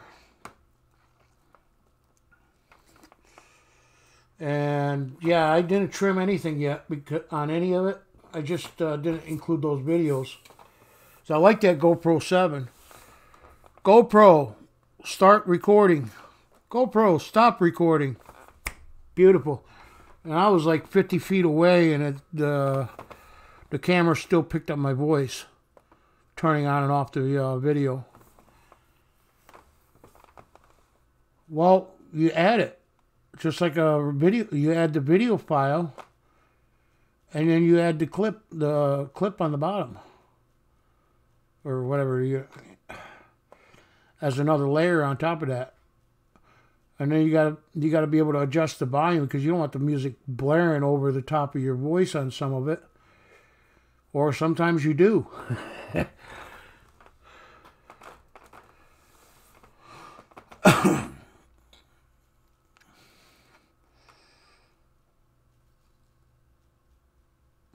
Yeah, see, I don't have a phone, Shane, and I never will have a phone.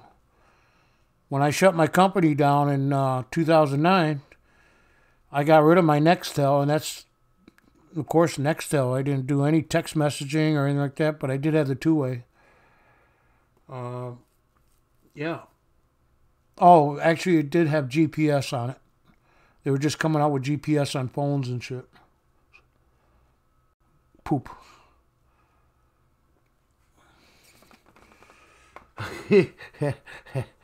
Yeah, probably. We are going to be interacting with machines, yeah. I don't believe in the phones. I don't even have a home phone. And the cable I get from my neighbor, the internet. The other one blocked me, but now I'm getting one across the street that's got it open. So when he puts his secured, then I won't have any internet, and you won't see me for a while, because I can't afford the internet without an income.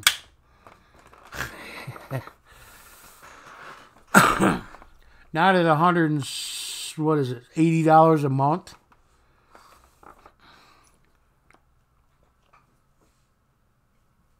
I can't believe it's that freaking high.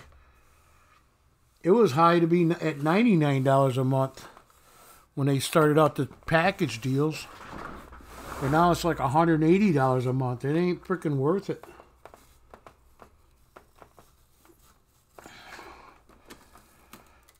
It's 44 degrees in New Hampshire, Johnny. I guess that's what you mean, 44 degrees. Yeah, but it was like 60. Well, it rained all day, but it was like 60 degrees today, 50 degrees. Yesterday was like, the day before was like 65 degrees. Are we talking temperature? Oh, internet high speed. Really? Not here, it isn't. Even if you don't get, even if you just get one, whether you just get the internet or you get the package deal, it costs you over $100 here. But you got to remember, I live in New York, not New York City, okay? New York City.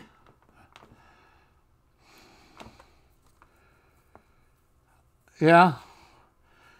I guess she was a pretty smart teacher, huh? Well, she was just giving me a heads up. Yeah, the Nextel was all. I don't know if they still have Nextel. The Southern company did also the two-way. What was nice about it is you can contact anybody in the United States, 50 states, using, like a ham radio or CB, and just beep that particular person, and it was all free, Yo, what's going on, dude? Beep. Got to go. Get some sleep. Y'all have a night. All right, Rafe. I guess you call yourself Rafe. So you have a good night, bud. Just get the internet and stream everything. Well, yeah, but that's what I'm saying. It's more. It's still $100 just to get the internet. Good morning, Jim. Bigfoot, good morning. L, good morning. Johnny, good morning. Etc. Etc. Etc. Hi, part time. Did you get your email I sent you? Yeah, I'm fancy editing. Thank you for commenting, Amy. And I got to go metal detecting. Oh, you taking off too, or are you sticking around, Bigfoot? I mean, that's the only thing I had topics on is the button that I found, which is like 1830s. Oh, man, it would be beautiful, beautiful button if it was all gold-plated still. I did find a silver wash buckle a few years back in the yard, which is, silver plating. Oh, you're going to lurk? Okay, cool. So what's up, Amy?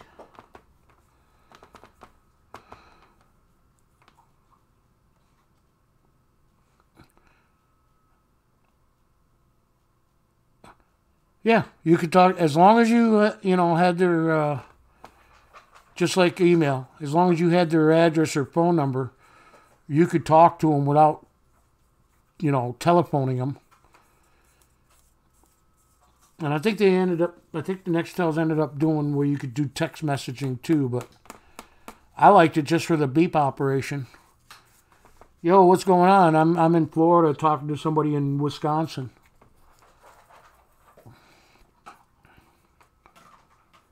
Yeah, Amy, hit that like button.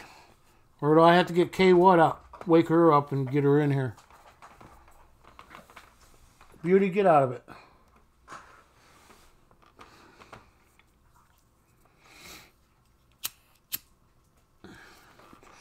Yeah, we were just talking about treasure, Amy. You missed it. And since you can be traveling all over the world and country, you might want to start looking for some treasure.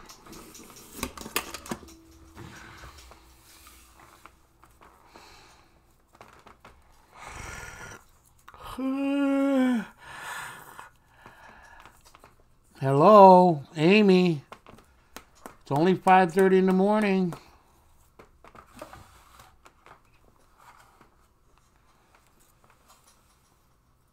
Was already done. Oh, okay. Well, I thought I was going to have to get it. Okay, what up?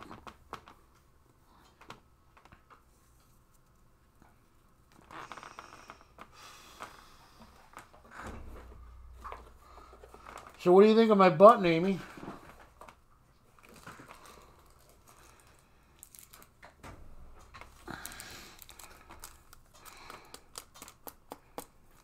Oh, you saw a little bit of it while you were lurking? Were you lurking on my channel like I do yours? I'm a pretty good lurker. But, like I said, if I want to talk to people, then I'll turn around and I'll say hi to everybody in two sentences.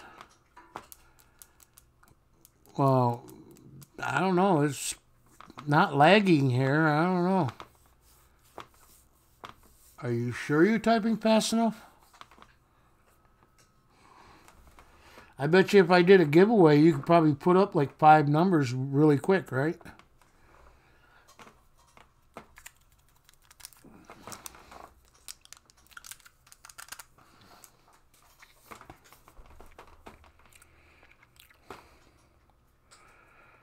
Yeah, very gently. When you're doing anything with silver or gold gilt or plating, like if you find a ring that's silver plated, you can get that silver to shine right up pretty good with the lemon juice.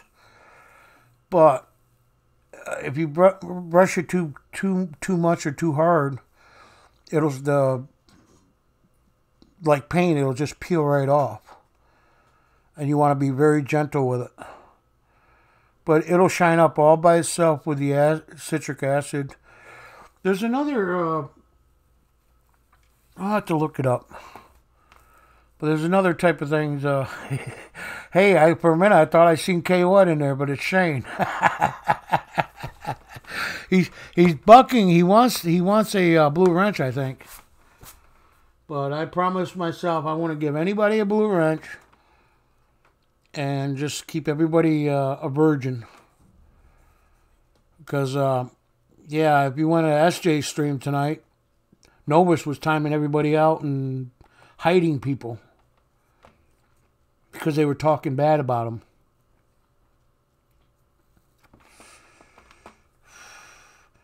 I've done that before, made everybody a blue wrench, that way nobody could get timed out. And then Novice kept talking bad, so I unmodded him, and 7 people timed him out in a row.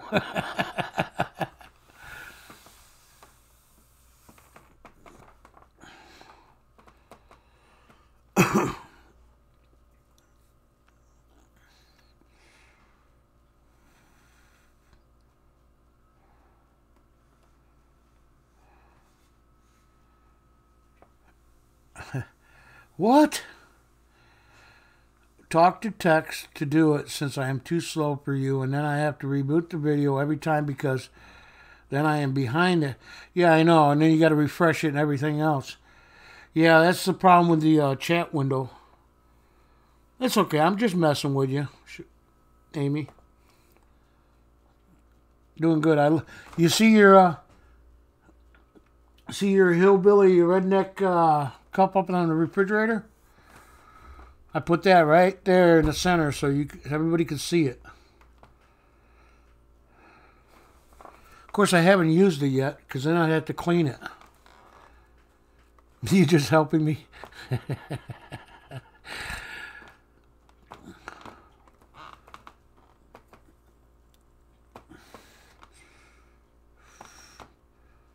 You used to get, hey, Mad Nickel, I don't have you. Are you a new subscriber? One of these days I'm going to put that on there. Well, I'm going to subscribe to you and you're a new channel. Hey, yeah. You're welcome.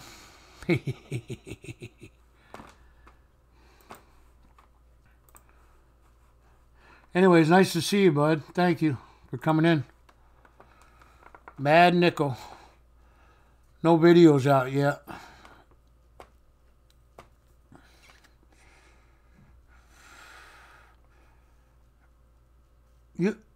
Huh? Shane, you made me a video shout out? Why?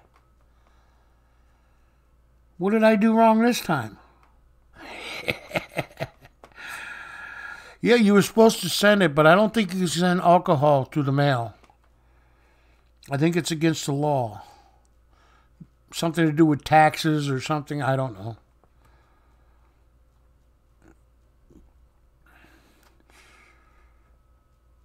Thank you, Mad Nickel. I'm trying to get 1,000.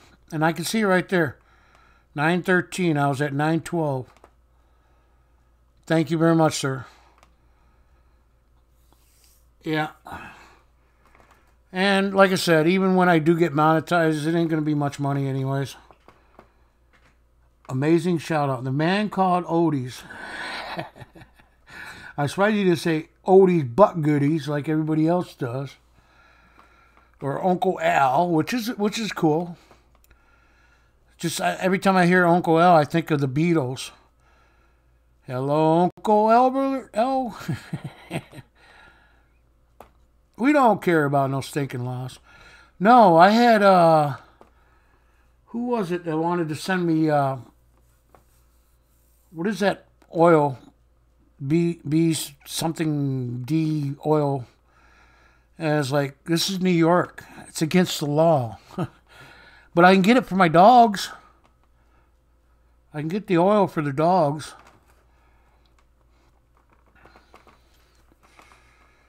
Well, thank you, Shane. I appreciate that very much. You are bucking to get that blue wrench, aren't you? I got it. I already knew what you said, man. See, I read autocorrect. A lot of people can't read it. They can't read my stuff because I don't put colons in it, or commas, or dots, periods. So everything runs together, but if you read it just like a poem, you can understand what I'm saying.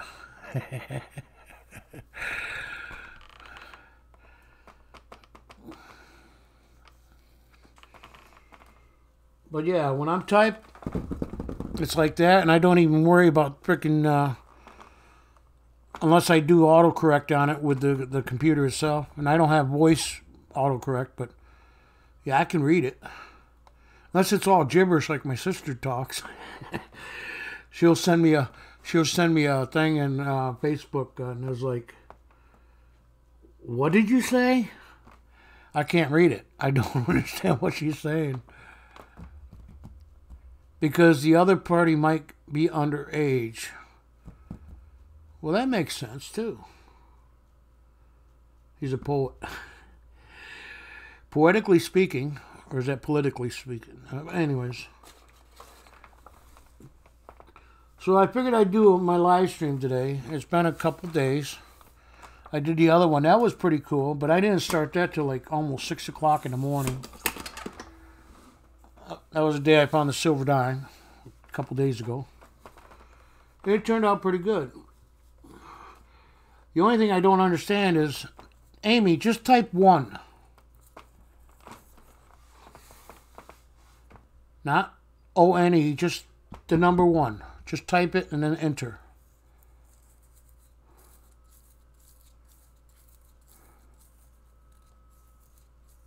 Yeah.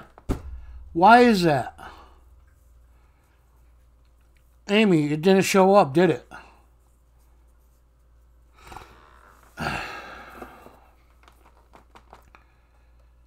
So if I were to do, all right, type 2, the number 2, Amy.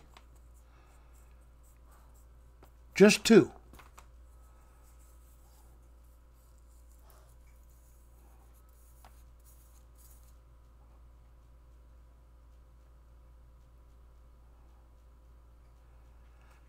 No, it's hidden right now.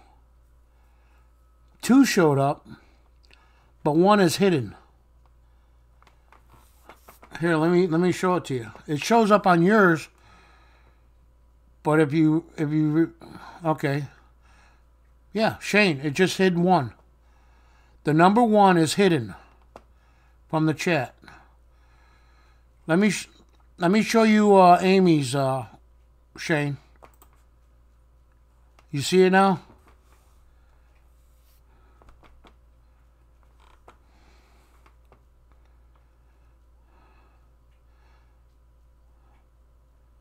Yeah, we're in live chat. I'm in live chat. You're in live chat. We're all in live chat. Okay. Amy, I'm going to show you Shane's 1 now. It was at 5:37. It was held for review.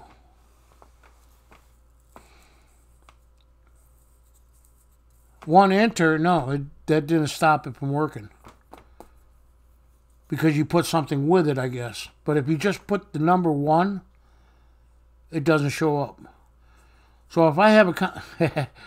Sorry, Jim, it didn't show up. It didn't show up. Did anybody see Jim's 1? Anybody that see Jim's 1, type 1. Anybody that didn't see Jim's 1, type 2.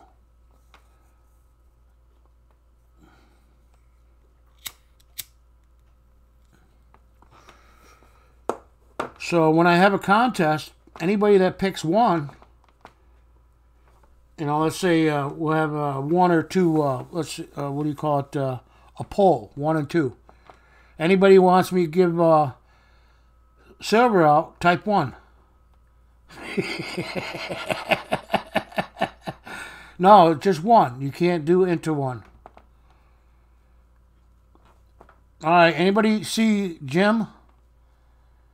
That's a 1. How about now? I don't know why it's doing that. You see it? Well, you see it on yours, Jim, because you typed it, but it doesn't come through the chat. It's hidden. Nobody else can see it. So if you say something bad, like I think it's shit. You know, poop. Just type in shit. I bet you it'll block it. That's YouTube for you. Those are bad words for kids.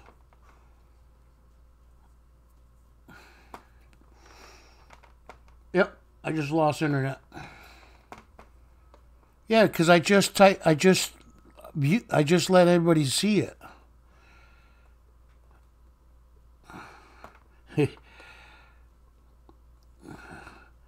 Yeah, see, part-time? Didn't work. Did not come up. But type poop. P-O-O-P. I bet you it'll come up. 1 times 1 equals 1. Yeah, but if you're having a contest, you're going to lose.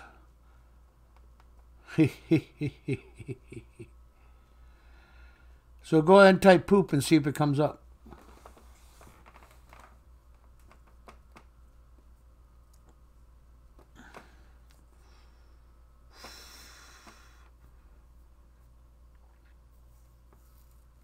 See, poop comes up. But if you type shit, it doesn't come up. Oh, you can't use vagina or the other word, you know, on it either, because it'll block it too. It'll hide it. And that's a technical term in a wow, you can't do emojis either. You have to put something with the emojis part-time. This is cool to learn this stuff too sometimes. But that's why a lot of stuff isn't seen on the chat, because it's being held.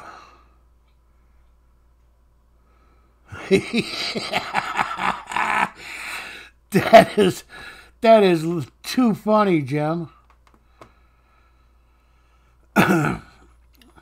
So, Jim, did you get that link I put up there for you? I already sent it to Amy so she can learn how to edit video files. And it's a complete free one. It's not going to cost you anything. They ask for donation if you want to send them something.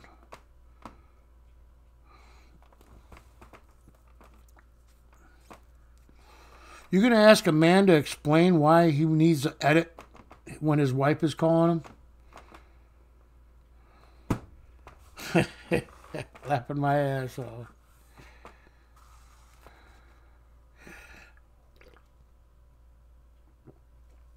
No, you don't. But I have. But I losing my channel, both channels.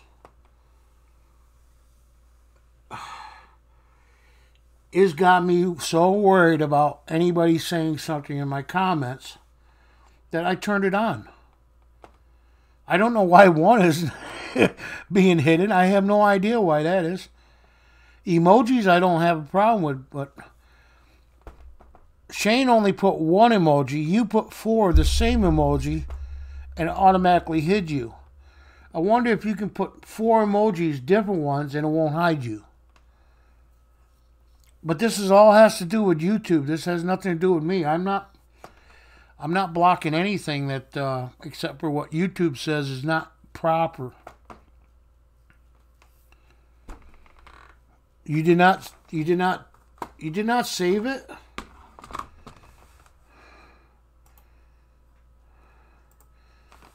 Jim, just click on that and save it.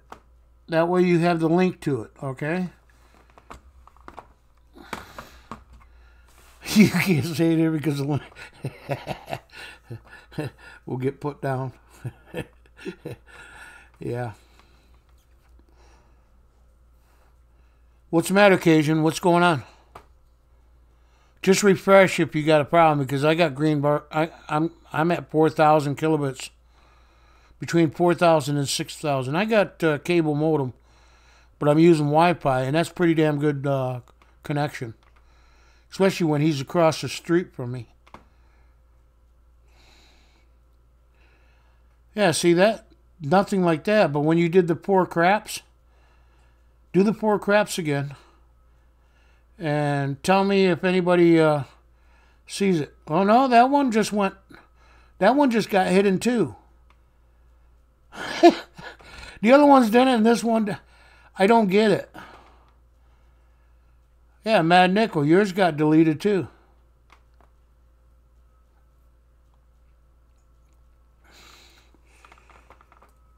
Oh, for people on phones, yeah, that's cool. Don't eat those. Those mushrooms, yeah, those are bad for you.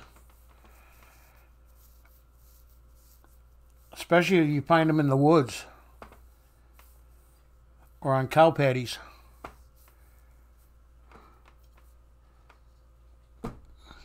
That's what I think when I see Johnny's videos. I think I've been doing some shrooms.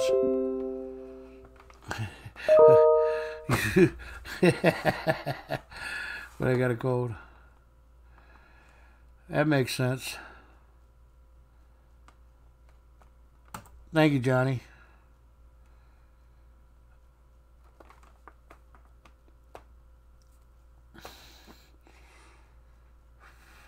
He's a midget. That's why Novus and and Rob gets along so well. Nope, didn't show. Are you on live chat? Up above it says top chat or live chat. Click that and go to live chat, and then you'll see it.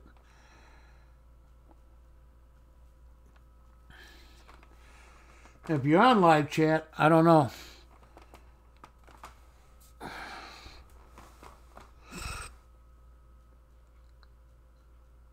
You got occasion?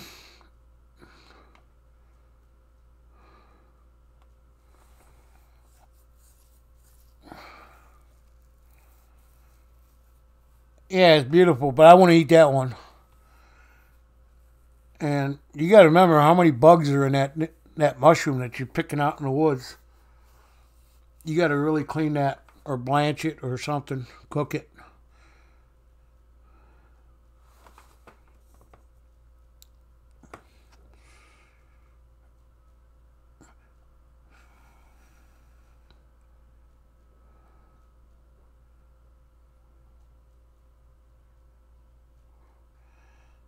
Oh, Amy. All because you said ass. It didn't show up. The whole sentence was good till you said ass. You're supposed to say arse. A-R-S-E. Arse.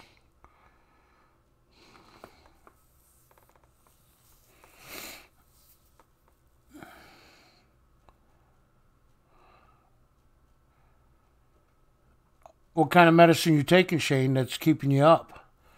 I'm on, well, I ran out a week ago. I finally got some money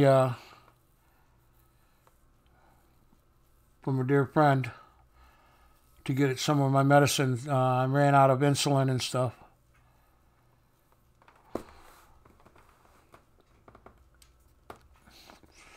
Amy is part-time detector. And if you haven't been to her streams and you like to have a lot of fun and say a lot of crap, that's a turd stream. I'm trying to be nice because YouTube don't like the S-H-I-T word. Oh, wait, was I not supposed to tell personal details? My bad, Amy. Now I'll probably lose my channel after this. I better delete this video. You know, I lost a lot of hours because I deleted all my live streams from way back. Because I was at 6,000 hours per month, average. But when I deleted it, I went back to like 2,000 hours average, 2,000, almost 3,000 hours. I kept all the views, but I lost all the comments and I lost all the time because I was up to like 25,000 hours viewed on YouTube. Now I'm down to like 1,200 or something like that. 12,000, I mean. I don't know what gabapentin is, but yeah, pain medicine will mess you up.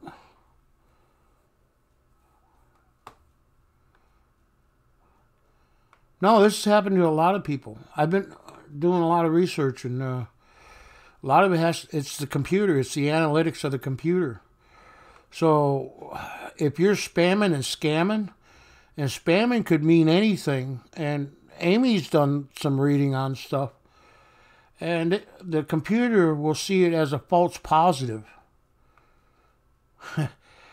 Whatever that's supposed to mean, but a false positive, and they'll flag you for it. But I never got a strike.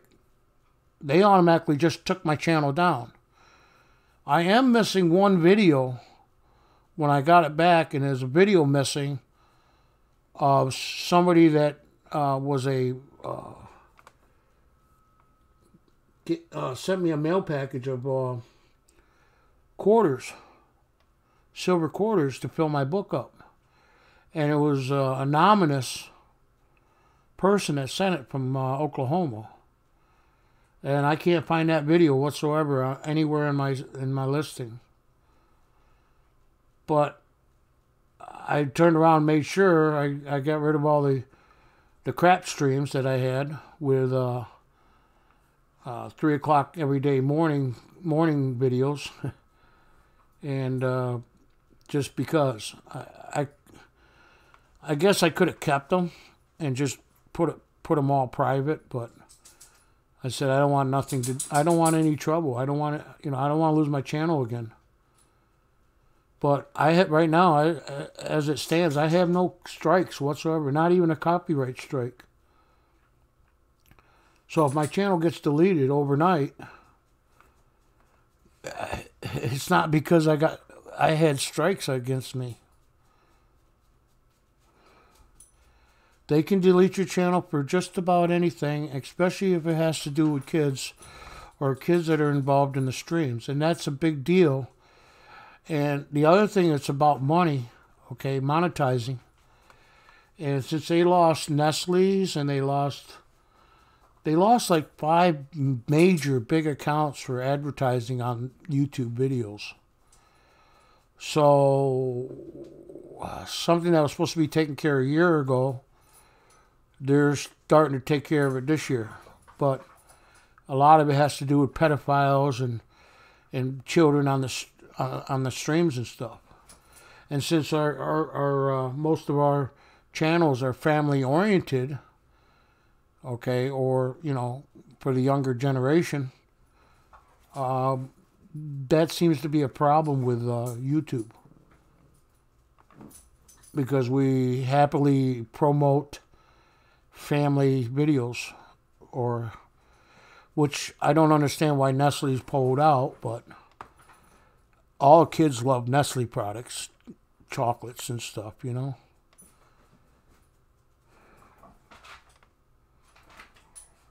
Oh yeah, are you talking about cortisone shot?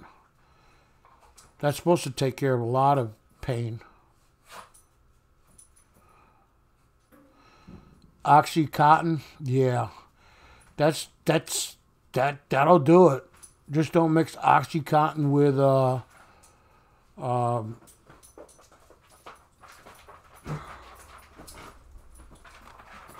Scope. Muscle relaxer. Do not mix it with a muscle relaxer and drink a beer. Don't do it. Don't do it. I'm telling you from experience. Don't do it. They're, yeah, with alcohol.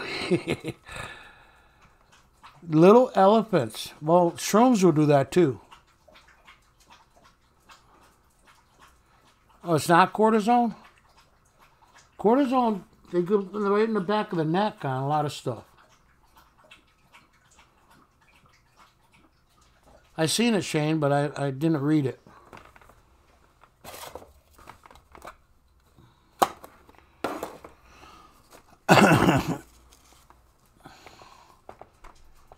You get sick? Well, a lot of it's sick to your stomach, isn't it? Is that what you're talking about? because a lot of the painkillers will upset your stomach very badly, especially if you don't eat. I've kind of gotten immune over the years of pain medication. So there ain't too many pain medications out there that'll take care of my pain. You guys, will you quit? Scoop. I'll send you to Amy in a freaking holding box. Yeah. Yeah, they mess your stomach up. I have antibiotics that does that too. It will make me sick to my stomach. And it just, you can't get rid of that feeling. Opiates. And now and this will take care of pain. Yeah, I never heard of that one. Or the gabapentin. However you pronounce it. Stop!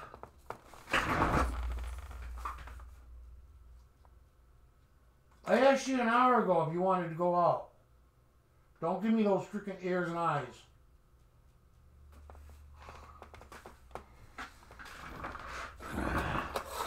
We're going to stop looking at the stickers. We're going to look at the dogs. See what the heck they're doing.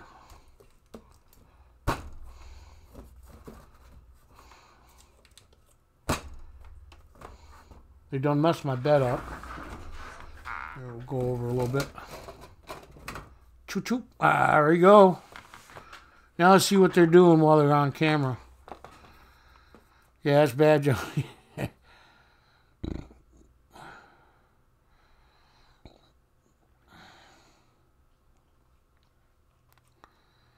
No. There's a lot of people who got the same problems, Shane. Or worse.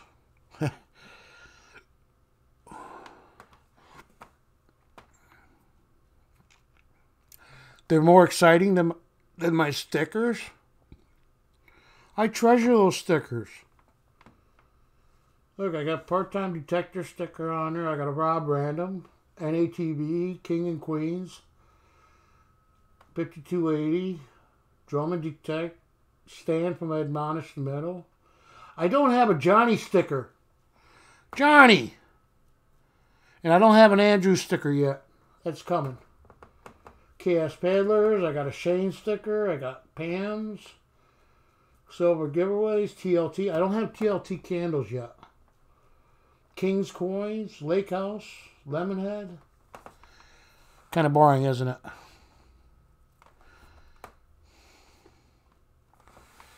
Yeah, morphine doesn't even touch me, Jim. When they put me under, they have to use what the hell they call it? Yeah, they tried morphine on me, and it would not take care of any pain that I had because doesn't work on me anymore. I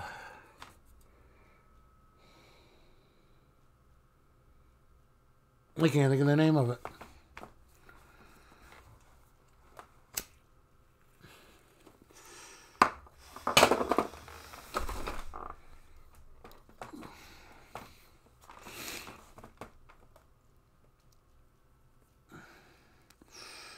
Band-Aids? Band-Aids stuck on me? Yeah, that'd be cool. Have a signature, you know, or a autograph of Not Right Johnny on a Band-Aid. That'd be cool. I'll stick it right on this magnet and throw it on the refrigerator. Yeah, Demerol. Demerol is the only thing that'll work on me. And they gave me 2 shots of morphine. And of course, before they could change me to Demerol, they tried to get rid of the morphine that was in me by running IV or something. And then they shot me up with Demerol, and I was still in sheer freaking pain. I had a blockage in my arm, and kind of like gout or arthritis or something, calcium buildup. And my arm and everything's just swelled up to the point where it hurt. It hurt like hell. And they give me a shot of Demerol, and there's like, I'm still in pain, you know. Apparently it didn't work immediately. They ended up giving me another shot, and I was singing, "I'm so pretty and gay." You remember when Anger Management was out? I just got done watching the movie on DVD, and I was like singing down the hallway with my butt showing through the gown. And they ended up doing surgery on my wrist to get rid of the blockage. I got a big old scar right here all the way down. And they used a needle like that to try to find out what it was. Yeah, I know you said that, Jim, and yeah, you're probably going to be hurting for quite a few days. But you're on scaffolding all the time, or aren't you, Jim? Like I said, anything over 3 foot, and I'm 5'8", so anything over half my body, I'm not getting up there. I don't even want to climb on a chair here, because if I fall, I'm going to be hurting for days. I'll be so freaking bruised up.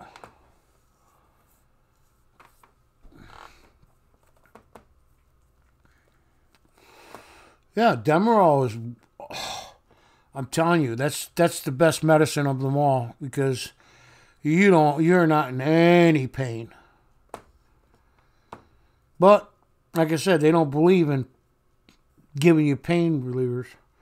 When I had that what do you call it, diverticulitis or whatever in my intestines before I ended up bleeding out, I was in sheer pain. They gave me a shot of some type of pain medicine, and it lasted. For a minute it worked good. You know, it wasn't bad. You know, it took care of the pain. Then 20 minutes later, it's like, please give me another shot. So I don't know what they gave me. It was some type of it wasn't Demerol, but yeah, pain. And then they did give me a prescription for well, anyways, pain reliever, and they only give you 10 tablets. I broke them up in half, and I was still in pain, but at least I had half. I was able to last it out for 10 days, taking half a day, you know, twice a day. But once it's gone, it's gone. There's no refill or nothing. They don't give you more. And it says take as needed. I was like, yeah, I need to take 3 of these a day.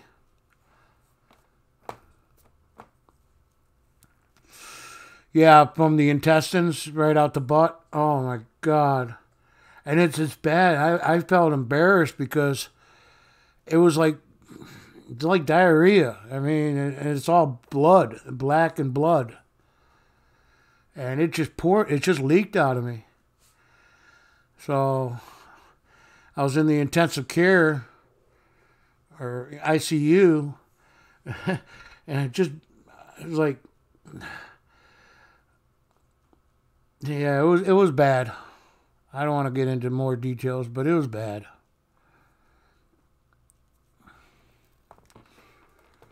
Diverticulitis, something like that is what it was called. And it didn't start bleeding till after they gave me these 2 antibiotics. They were strong antibiotics. And I'm allergic to penicillin, so they can't give me that. Having a baby, really? They gave me Demerol? Boy, no wonder Drew has problems. Or I should say, you have problems. Just kidding. Maybe not.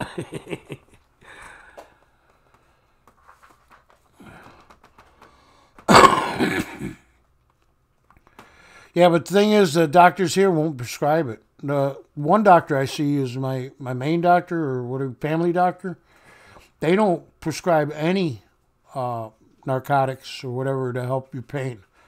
What they do is they send you to a specialist that will or may not give you pain medicine. So you have to see that doctor to be referred to another doctor to get the pain meds, because they won't not issue them whatsoever. Now, if you go in the hospital and you can prove that you're in sheer pain, they might help you out there. But not all the time will they give you a prescription to get medication for the pain that you're in.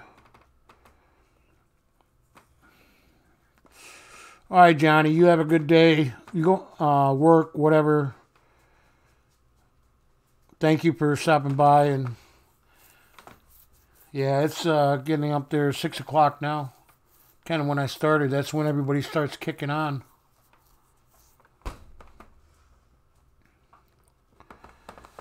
Hey, Amy, you want me to teach you how to use OBS? You got to connect with me on Zoom someday, and I'll show you how to use it. But it's only for your computer. You can't use it for your phone.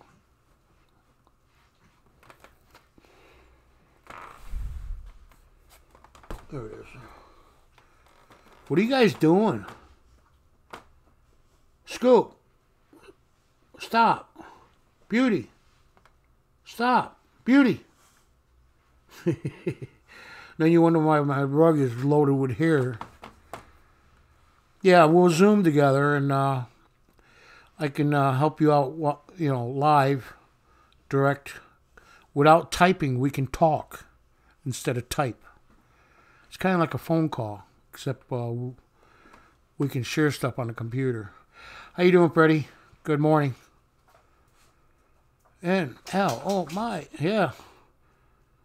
Beauty. Are you looking at me or the camera?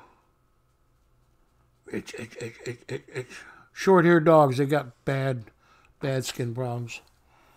That's a she. That's a she. The other one's a male. Jim, okay, man. Enjoy. Thanks for stopping by.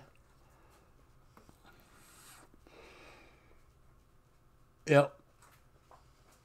This is good because doing the live streams is what builds your time up. Even though you put out some good videos or content, you still get views and stuff, but compared to how many views and time that's spent on the live stream, it boosts your minutes and stuff. She-male. She's not a she-male. All right, later, Jim. She's a full-fledged female, fixed. They're both fixed. They both have sexual frustrations, too. She-male.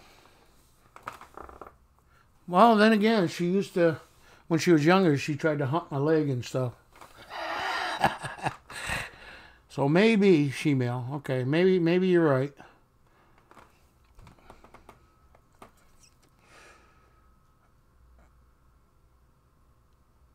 No, you can't use it on the phone. It has to be on the computer. Jim, don't you have a computer? A laptop? All right, Jim. But yeah, you gotta use a laptop for it. I don't have a phone, so anything I give you is stuff that works for me. Amy's leaving too?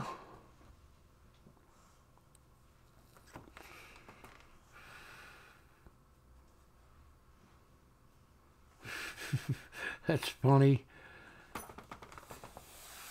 Of course, you gotta get here up to get, yeah. Humps the air next to the fence. Yeah, my chupacabra likes to tear holes in my pillows and fornicate it. I guess that would be a good technical term for it. Then I have to throw the freaking thing out, or the pillowcase, and put a new pillowcase on so she can chew another hole in it. Well, I'm learning stuff every day, Jim. I had to learn how to edit programs after I got done talking to Amy. And by the way, that program that you told me to go get is definitely puts a stupid, I call it a splash screen, but it's actually stupid title that says where it's from. It covers your whole freaking video up. And I spent a lot of time to put the video together, and it shows up. You have to pay $49.95 to have that program. So it costs money. It's free, but it's going to put thing up. What do they call it?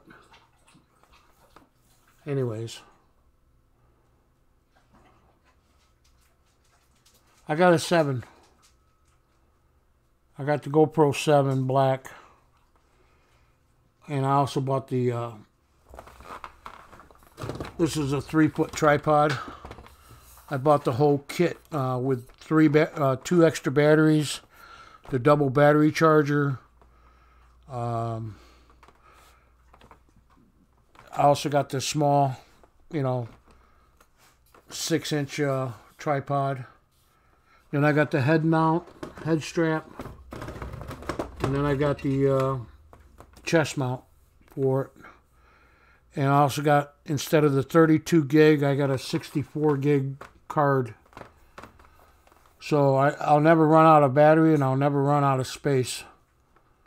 And of course, you download everything once you get the camera. And you can stream with the Black 7.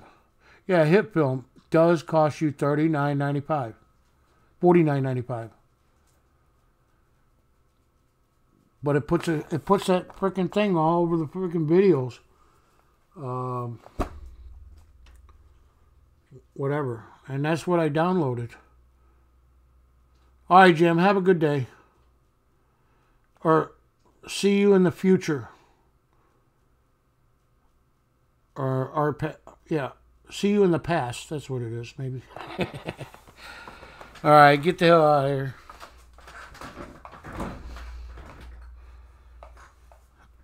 Yeah, in order for me to do anything with that, I had to get the Plus or whatever. Oh, you want the GoPro? Yeah. Well, like I said, it came with the kit. This is the case. Yeah, we'll stop share on that, and we'll take that. That way you can see what I'm doing. But yeah, the GoPro 7 comes with the, you can stream with this, with a cable, of course, HDMI cable. Comes with double battery chargers. And this is a, something like a card reader. You put the card in and then you USB hook up. Then you got this other card reader that does multi-function card readers. USB hookup. About 5 or 6 different cards you can use that for. 3 batteries.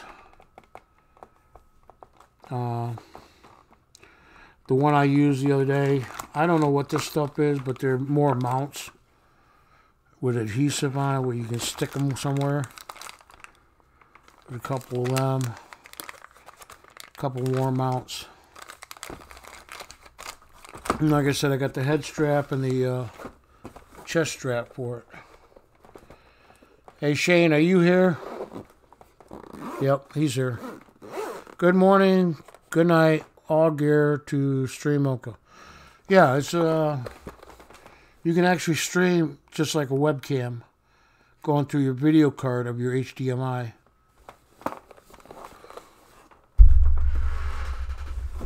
Not a USB, it's actually HDMI hookup. Well, it's good, Shane. Anyways, you have a good day, Shane. Or good night. I'm going to be up for a while. Yeah,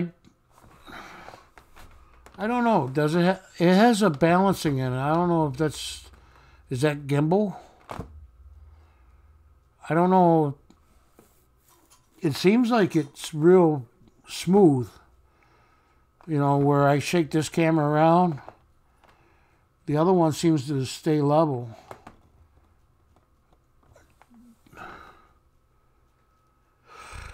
Yep, get people up. Make yourself some bacon. Bacon and eggs with some hash browns.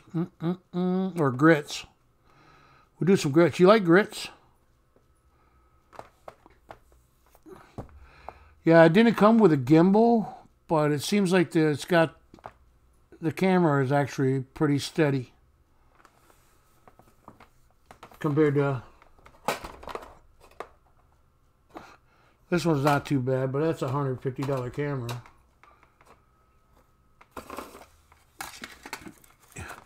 Oh, you love grits? Yeah, lots of butter, and I usually put syrup in it.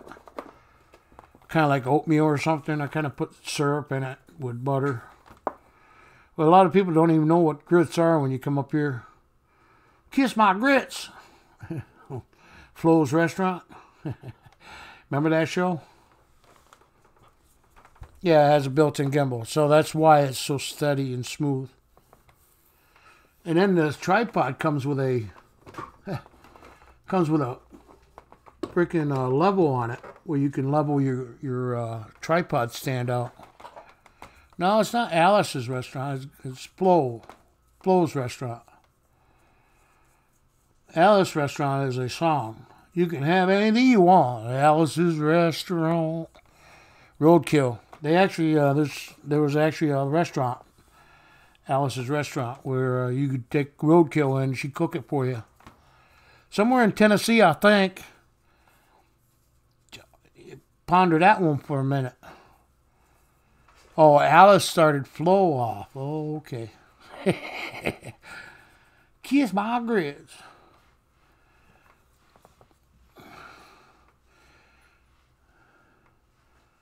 Oh, Alice. Okay, yeah, it was. I'm sorry, that's showing my age too. Is like, I can't remember half the crap. How are you doing, Ricky? Rick, sorry. G Profits. How you doing?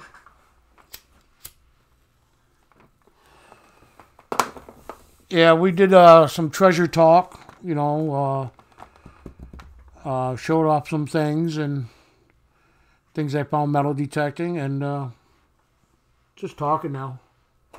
So everybody's starting to go to bed, and everybody else starting to get up. It's that time.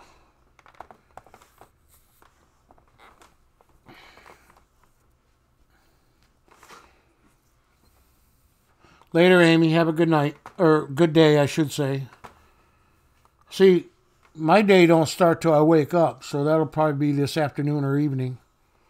That's if I go to bed this afternoon. This morning.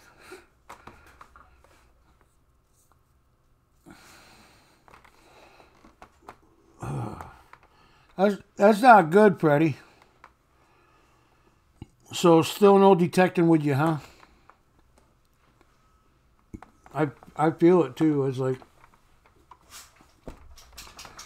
I went out for a half an hour. I put a video up, Freddie. I don't know if you've seen it yet. But I went out for a half an hour, found a silver dime and a Bhutan. Oh. And Andrew sent you surprise mail? I don't... Huh.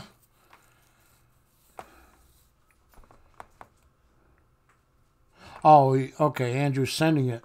Cool. Yeah, you going crazy? Well, it rained all day today. I wanted to get out today. But, yeah, it's been cold all day. The heater hasn't turned on, so I'm not doing too bad. I don't have my hoodie on. Elvis? Is he still alive? Yeah, he might be still alive.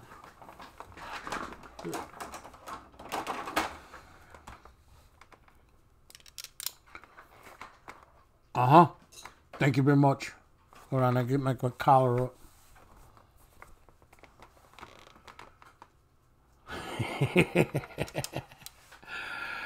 Yeah, I just put it up tonight, this morning, or, yeah, late last night, this morning. It's my first metal detecting and my first silver. My first hunt this year. First silver ever found in the yard. my second target. First one was a bottle cap. Elvis is still alive. I saw him in the Dollar Tree last month. Urban Silver. No, actually, I started at 3, almost 4 o'clock this morning, so been going on for a couple hours. Well, that's good, because I'm gonna need help when I end up getting cancer someday. 6 ounces of silver to give away. Well, I didn't send you any silver, but I hope it helped. Matter of fact, you got a video up on it, on any of the sales in that? True story, yeah. Oh, well, I believe you. Seen Elvis down in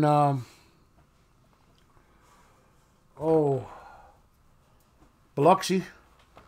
I know they see Elvis all the time in Las Vegas, but I've never seen him in Tennessee.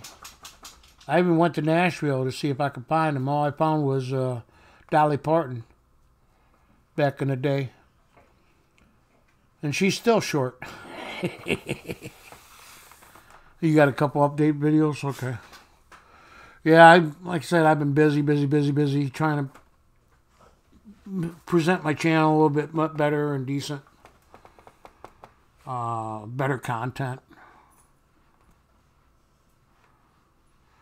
What dogs? Those aren't dogs. That's a chupacabra. That's a myth. There's no such thing as a chupacabra, but that's one of them right there. And the other one is a Catahoula. Anybody know what a Catahoula is? It's a Catahoula wolf dog or something like that, they call it.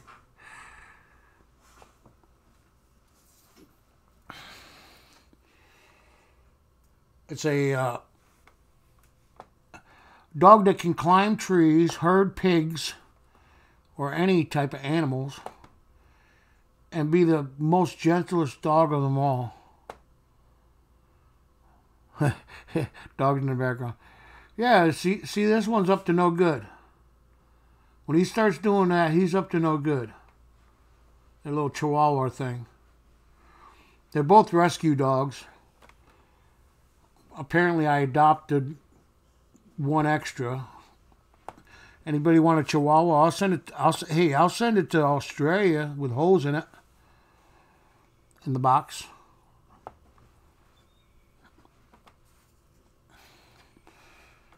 Me, my head's up here.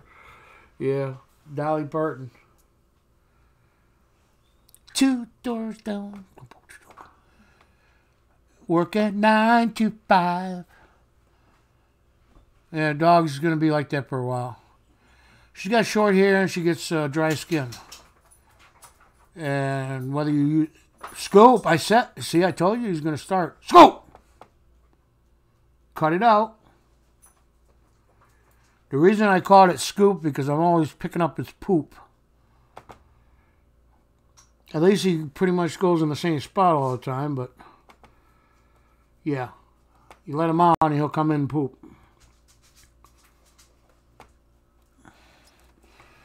They are from Louisiana. Of course you would know that if you're the Cajun coin hunter down in Louisiana. Anyways, they're French bred multi-type dog animal, and they were born or raised and bred to be herders, especially for pigs or boars. But yeah, very smart intellectual dogs. They're very, very smart. The Chihuahua's smart, but he's stupid. Because he keeps doing the same stupid crap all over again.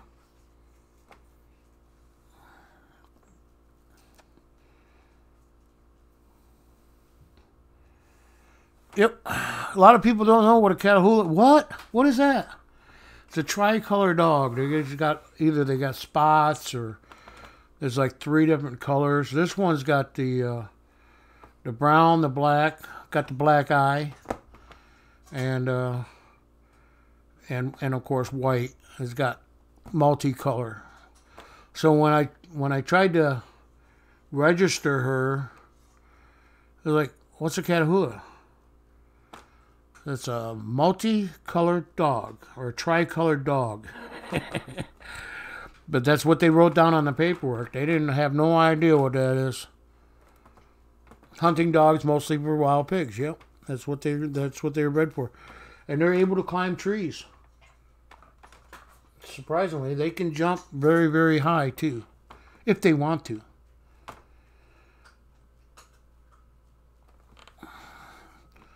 Well, you're in MISSIPPI, Freddie, and yeah, it's not too far. You're not too far away on the Louisiana border.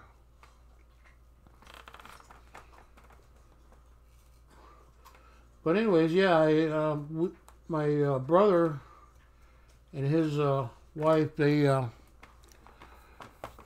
shelter dogs for adoption for SPCA here in the county, Zug County. So I fell in love with, I call her Beauty. When I first met her, she's like beautiful. She still is beautiful dog.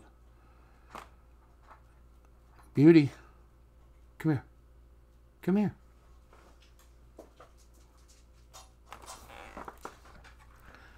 She's eating dog food. How about this? How about a piece of venison? Oh, yeah. Piece of venison. That's what I had tonight. Rice and venison. Yeah, they do. They climb trees. This one gets in... When she was younger, she was full of piss and vinegar. Let me tell you. And she's been off the leash so many times. She figured out how to get off the leash somehow and release the clasp on it.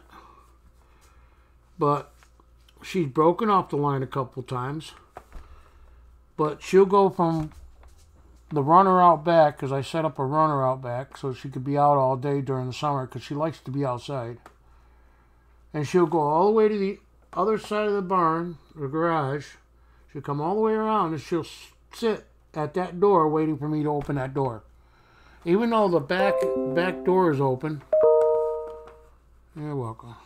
Even though the back door is wide open where she can just walk in, she goes all the way to the other door to be let in. She doesn't go anywhere.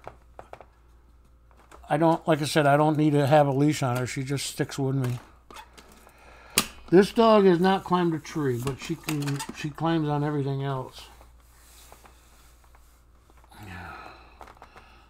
She likes to, back in the day, she used to like playing with trees, ripping the branches off.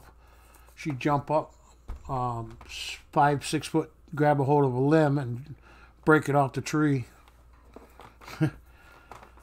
Seriously, 5 or 6 feet at least.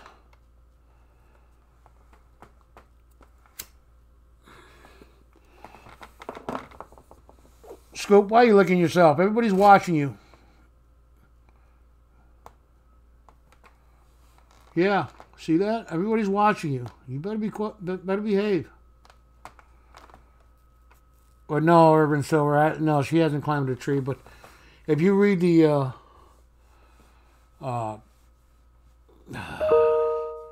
info on the dog itself, oh yeah, they're made to do a lot of things. Occasion, it's nice having you on tonight. Appreciate it, or today. Got to get a couple coin packs together for a few people. Yeah, I got one I got to mail out today.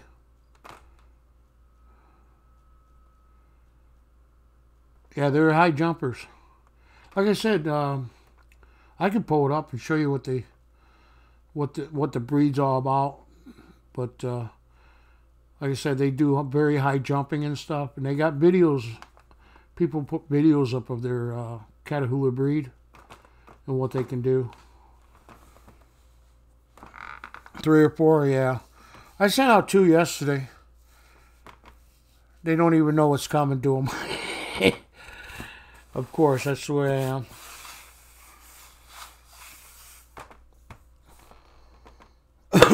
Alright, what do we got left in here? We got 6 people.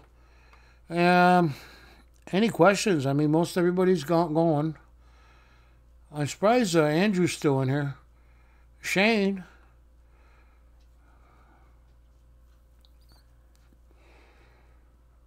Occasion's leaving. Urban Silver is still here, which is cool. Well, what do you guys want to see or talk about? Like I said, I'm pretty much out of whatever content I was going to talk. We talked about the treasure of Forrest Finn. You know, the buried treasure that he did. And nobody's found it yet. We talked about the life and history of this button that I found yesterday, etc., day before, whatever.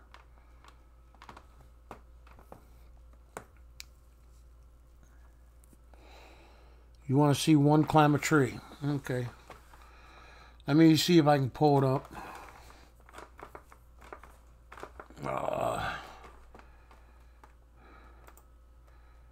Not a problem. Oops. That isn't what I want. Choo, choo, choo, choo.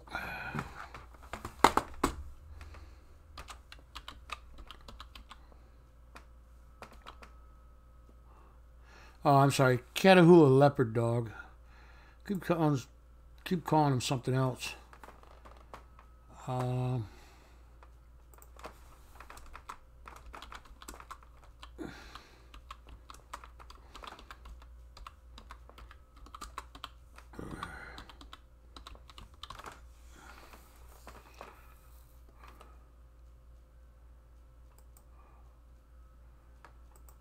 Get up there.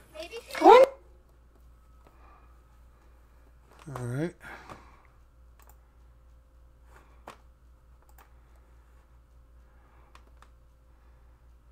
Alrighty. Okay.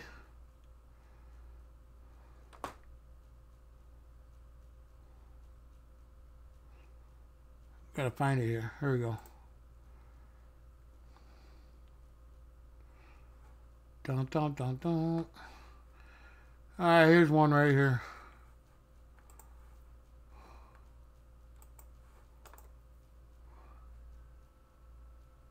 You can increase your sales and bookings by 300% with Wix Chat.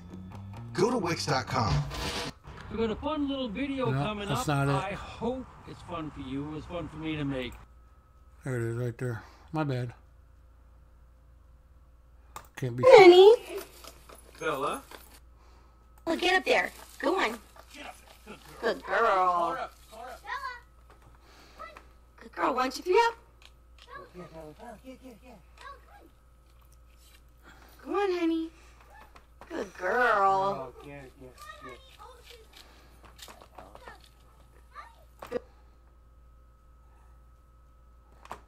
Hey.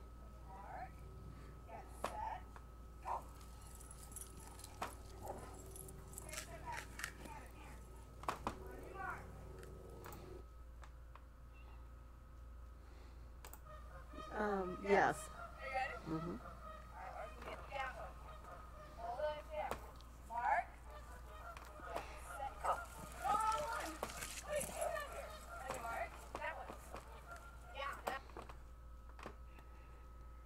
So what'd you think?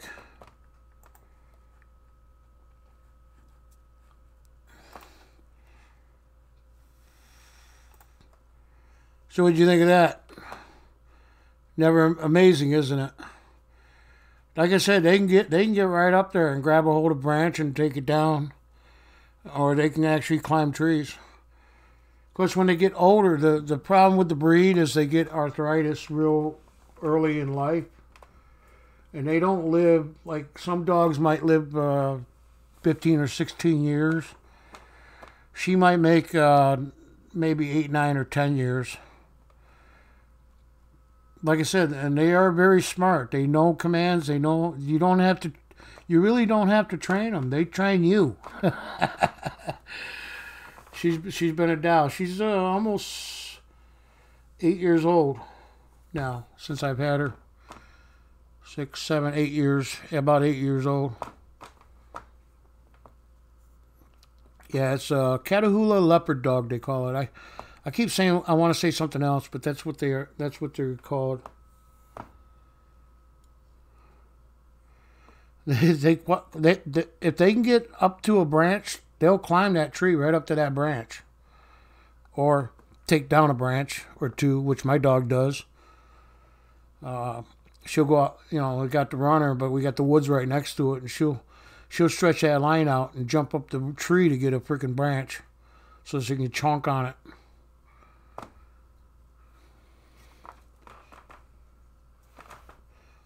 But anyways, that's my dogs. They do. They actually train you. My dog, when they want to... Matter of fact, I haven't let him out yet. Scoop. Want to go out? Beauty, you want to go out? Come on. Out. Come on. Get those ears up a little higher. Scoop. Do you want to go out? Come on. Let's go. Oh, that hurts. Knock yourself out. Goodbye. Yeah, look, I got 2 cameras looking at me. See, the one on the left is my newer camera. This one might be because of the fluorescent light I got on. Why it looks so dingy. And this is my older camera. Looks like a smoke-filled room. But it's actually the lighting. Anyways. Yeah, it's daylight. It's been daylight for about an hour now. It gets dark late and it gets light early, so pretty soon it'll start, closer to fall, it'll start getting darker out at night. But like 8, 9 o'clock at night, it's still daylight.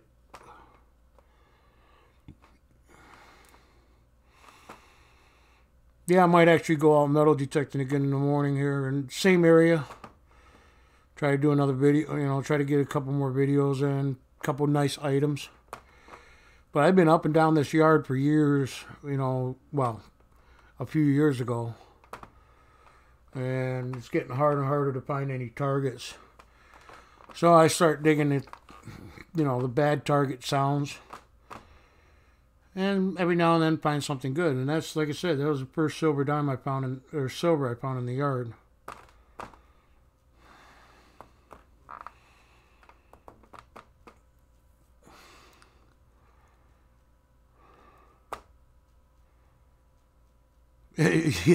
You never heard of them. I seen her, and like I said, I fell in love with her right off the bat. Just her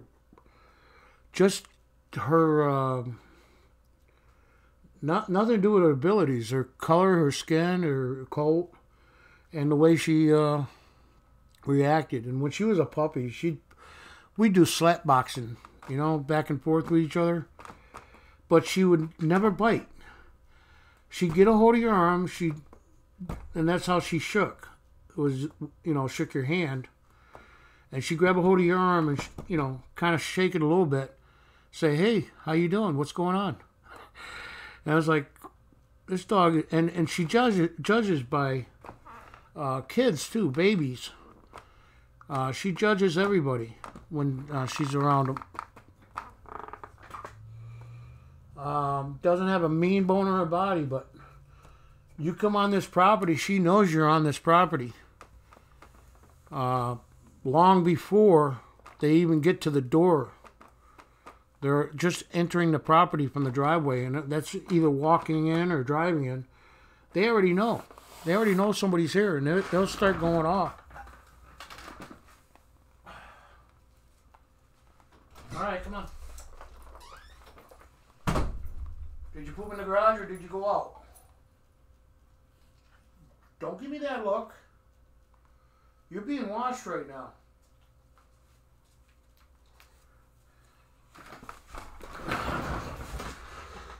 You're being watched. Say hi. Shake. Shake. Which hand? This one?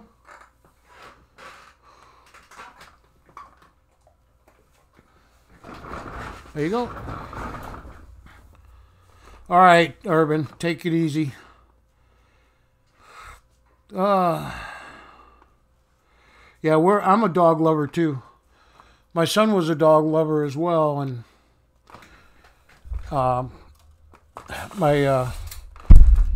his stepbrother or my stepson or whatever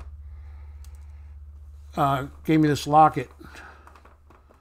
You can probably see it better on this camera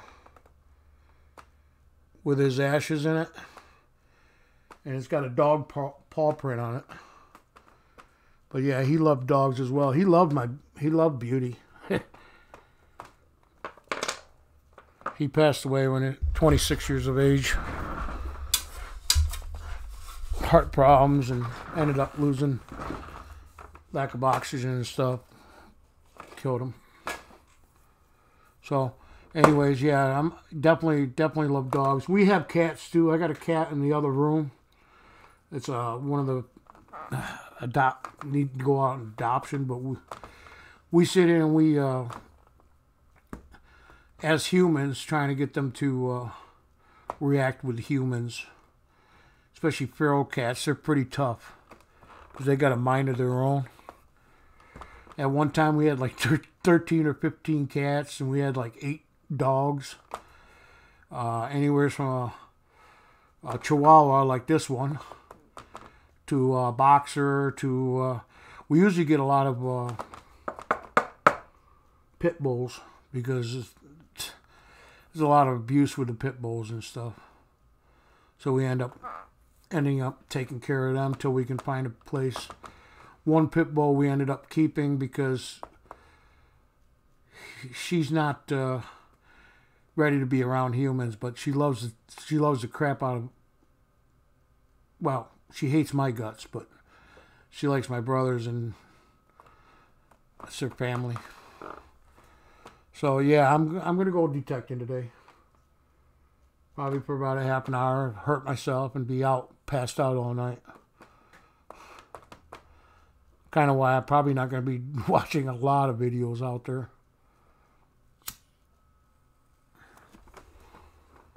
So, it is what it is.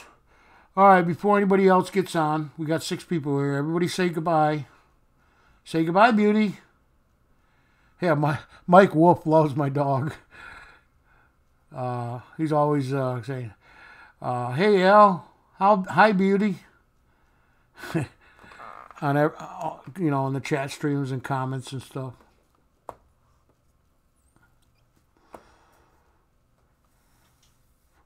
So maybe next time I'll come up with another treasure story.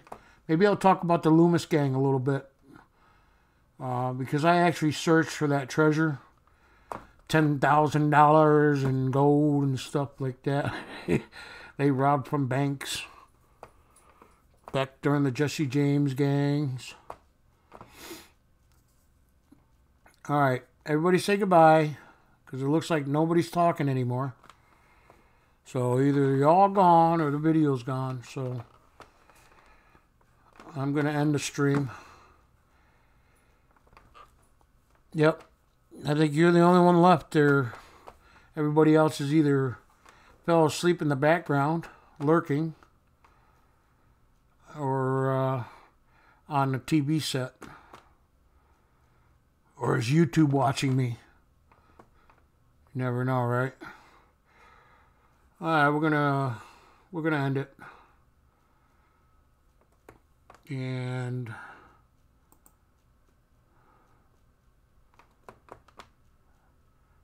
yeah, actually, I'm probably gonna make a cup of coffee myself. I make a real strong one. I got no pie. All right, Jim. Have a good day, and Everybody else, good night. And boom. Odie's out.